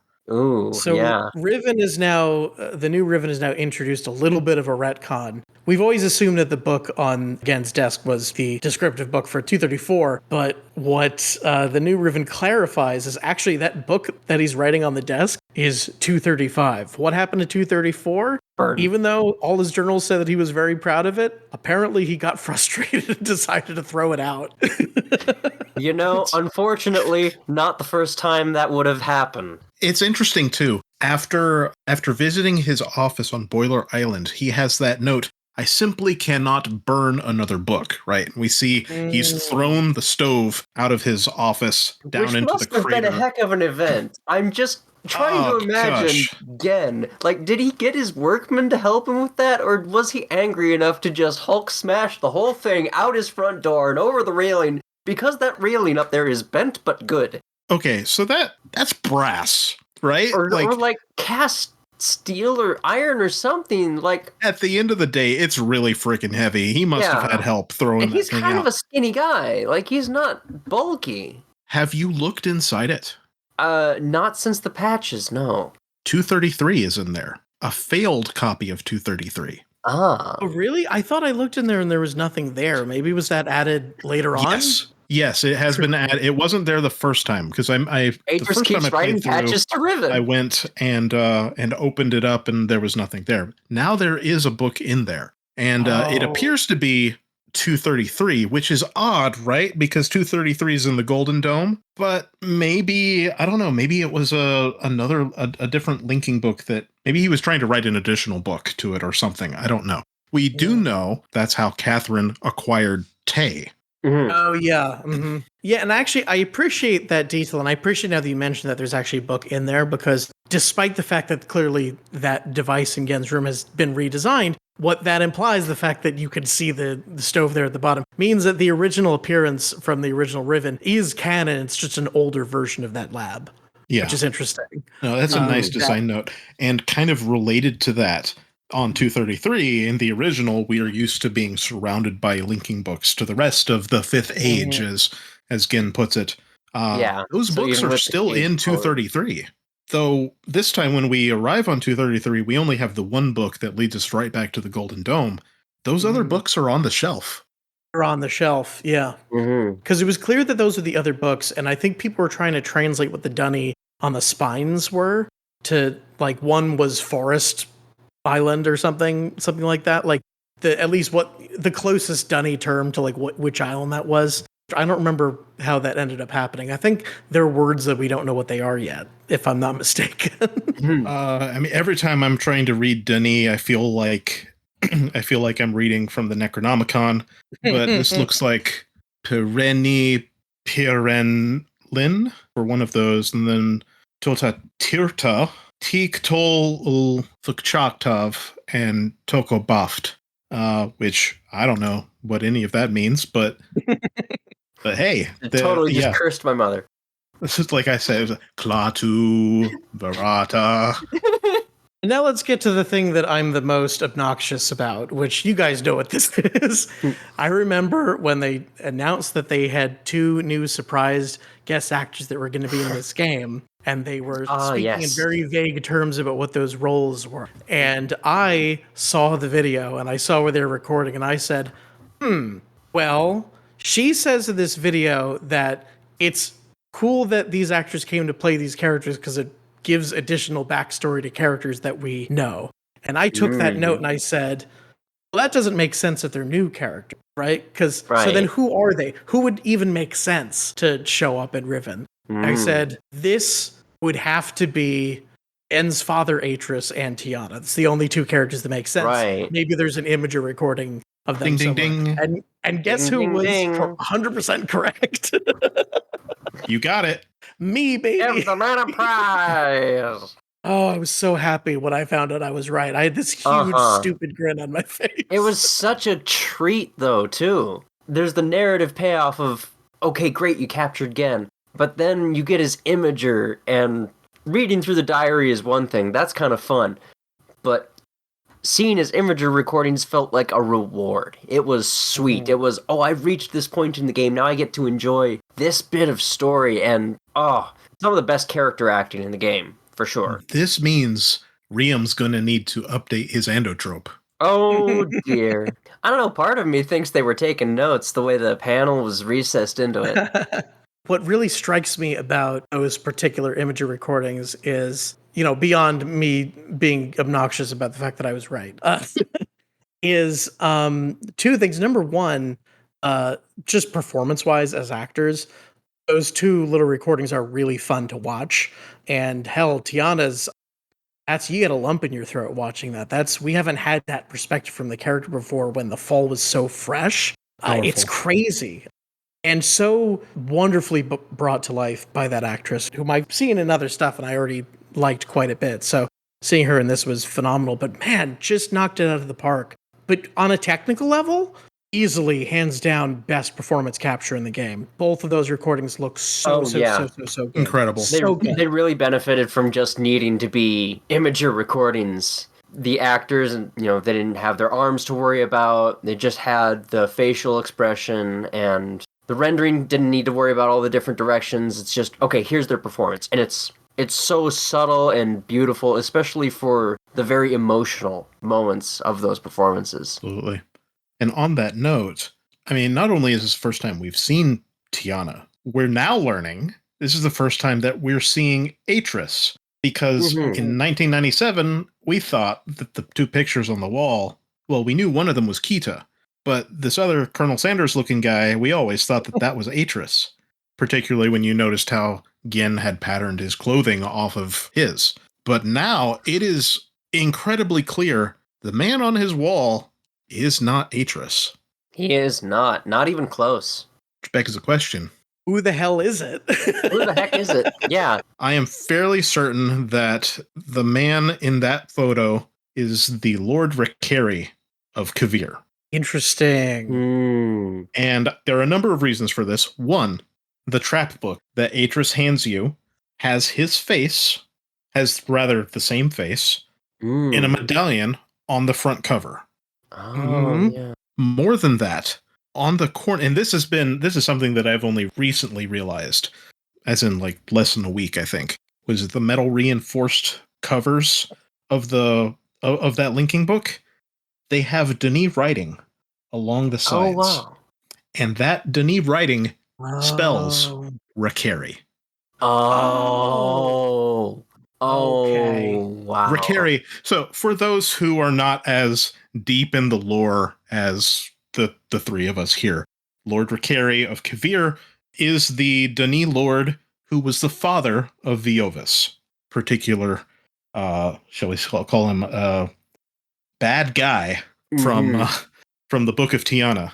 Oh, wow. I didn't realize. Yeah, that would be... See, my first time through, I was just thinking that maybe he was the guildmaster from Gen's childhood who gave that speech that kind of inspired him to Dunny greatness. That's a good thought. Because I was thinking, guess. Okay, who would Gen put on a pedestal high enough that he would keep a picture of him in his bedroom next to a picture of his mom? It's like, okay, well, it must be a major influence if it's not his father. Oh. It's the Lord Rickeri. But that does make a whole lot of sense. That's the best theory I've heard so far. Mm-hmm.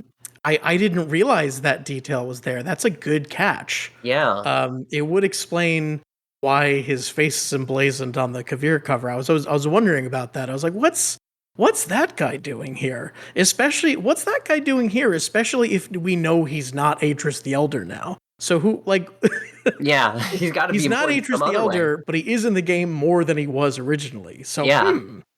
Yeah. I think that's very interesting. And by the way, just to walk through this, because I'm sure some people are saying, oh, why isn't it the same character? It's not possible, right? For that recording of Tiana to be right after the fall, and for that other recording to have been made presumably maybe 2-3 years before, if we say that, there's physically not enough time for him to have aged into a band that old. Yeah. And the fact that he's Dunny means that he would have aged even slower.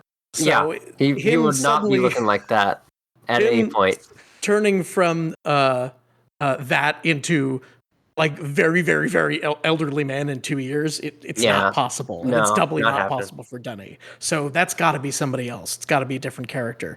And based on the example that you gave, it seems like we have a much more likely candidate for who that probably could be. I think probably that was the original idea. In the original game, that was probably supposed to be Atris, but I think it's very clear, at least in this iteration, that that's not who it's supposed to be. The lore seems to have shifted.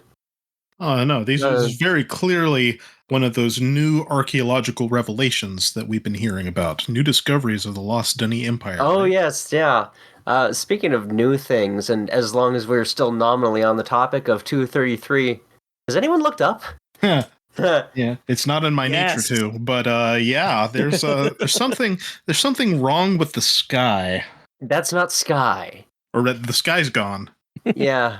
Yeah, so Esto, you pointed this out to us. It blew our minds. A little while we ago. both ran to check. Mm-hmm. Believe me, I did the same thing when I found out about it. I was like, wait, what? There's no way. That can't be right. No. Immediately launched the game. I have to know. The star Fissure is clearly visible in the sky above 233, which makes perfect sense when you think about it, not just considering the caliber of writer that Gen is, but when you think about what that radio dish is pointing up towards. In his journals, he talks about how he has been able to make basically like a more efficient version of what he was doing back on Riven to power his books. Clumsy colonizer even colonized the Cyan logo. So he did it. He's harvesting energy for his linking books out of 233 directly from a star Fissure above the age. Which is why you never run into him on the catwalks, and yet he has like 2 or 3 little satchels full of brightly glowing charged power marbles. And it's like, where did he get them? It's like, oh, okay, he's just been manufacturing them at his vacation home. It's very small, but if you look at it, you can see it up there. It's not the night sky. There's a little rift up there. And it wobbles. It sort of finally explains why that thing is radar dish shaped, because in the original Riven, that's sort of a coincidence. Yeah. I think they describe it as a dish to like collect rainwater and sort of, I think I remember that being it basically. Yeah. But now it is a dish. It is focusing on this rift in the sky and using that to, as we've seen elsewhere, channel power into marbles in order to power a book. Yeah, because it's not like off to the side and aimed. It's like, no, the entire structure is built dead center right under this thing. It also gives us an indication as to why he's abandoning 233. In the original release, we kind of just got the sense, 233 just sucks. So he wants to make a nicer place, which, to be fair, 233 does suck. You go outside. There's not a lot to see. You've got some weird flying sharks, and that's about it.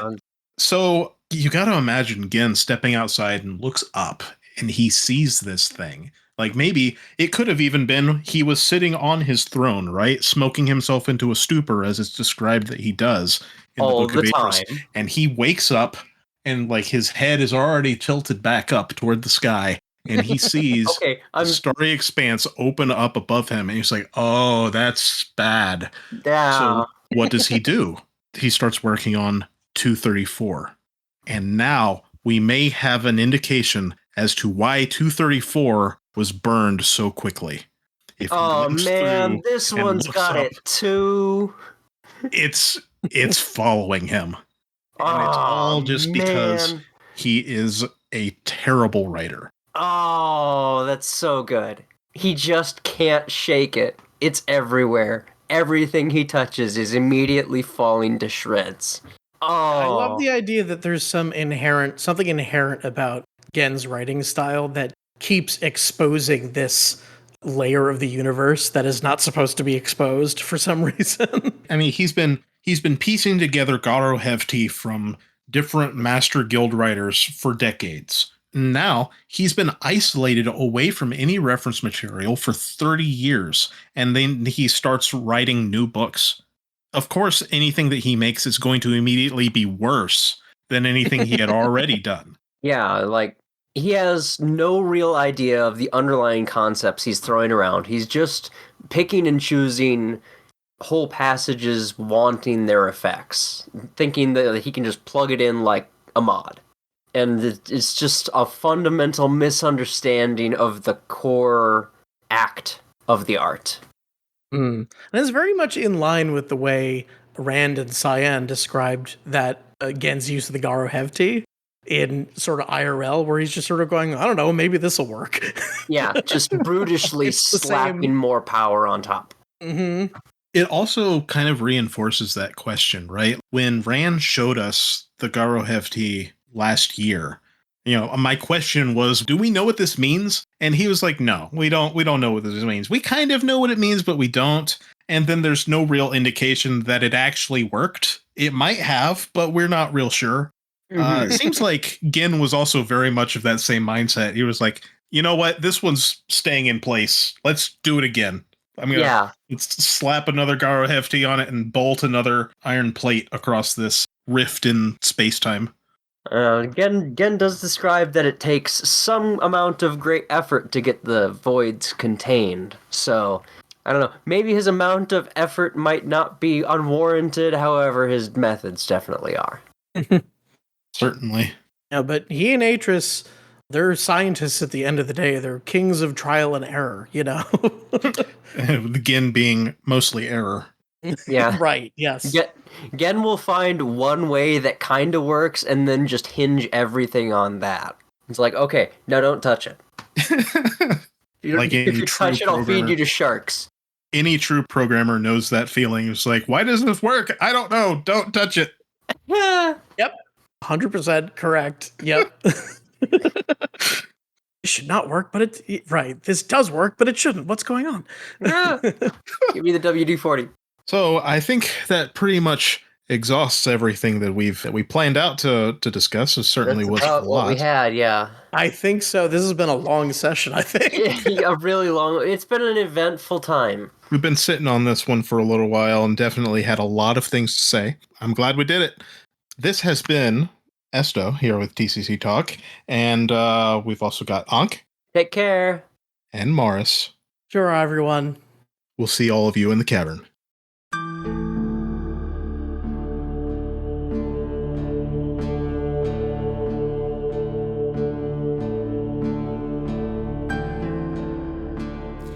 That brings us to the end of our Autumn 2024 edition, Return to Riven.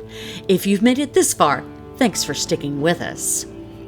This episode of The Cavern Today contains trademarks and or copyrighted works of Cyan Inc., all rights reserved by Cyan. The Cavern Today is not an official Cyan product and is not endorsed by Cyan. The Cavern Today is a Guild of Messengers affiliate. For more information and Cavern news, visit guildofmessengers.org. For The Cavern Today, this is Sherry, signing off.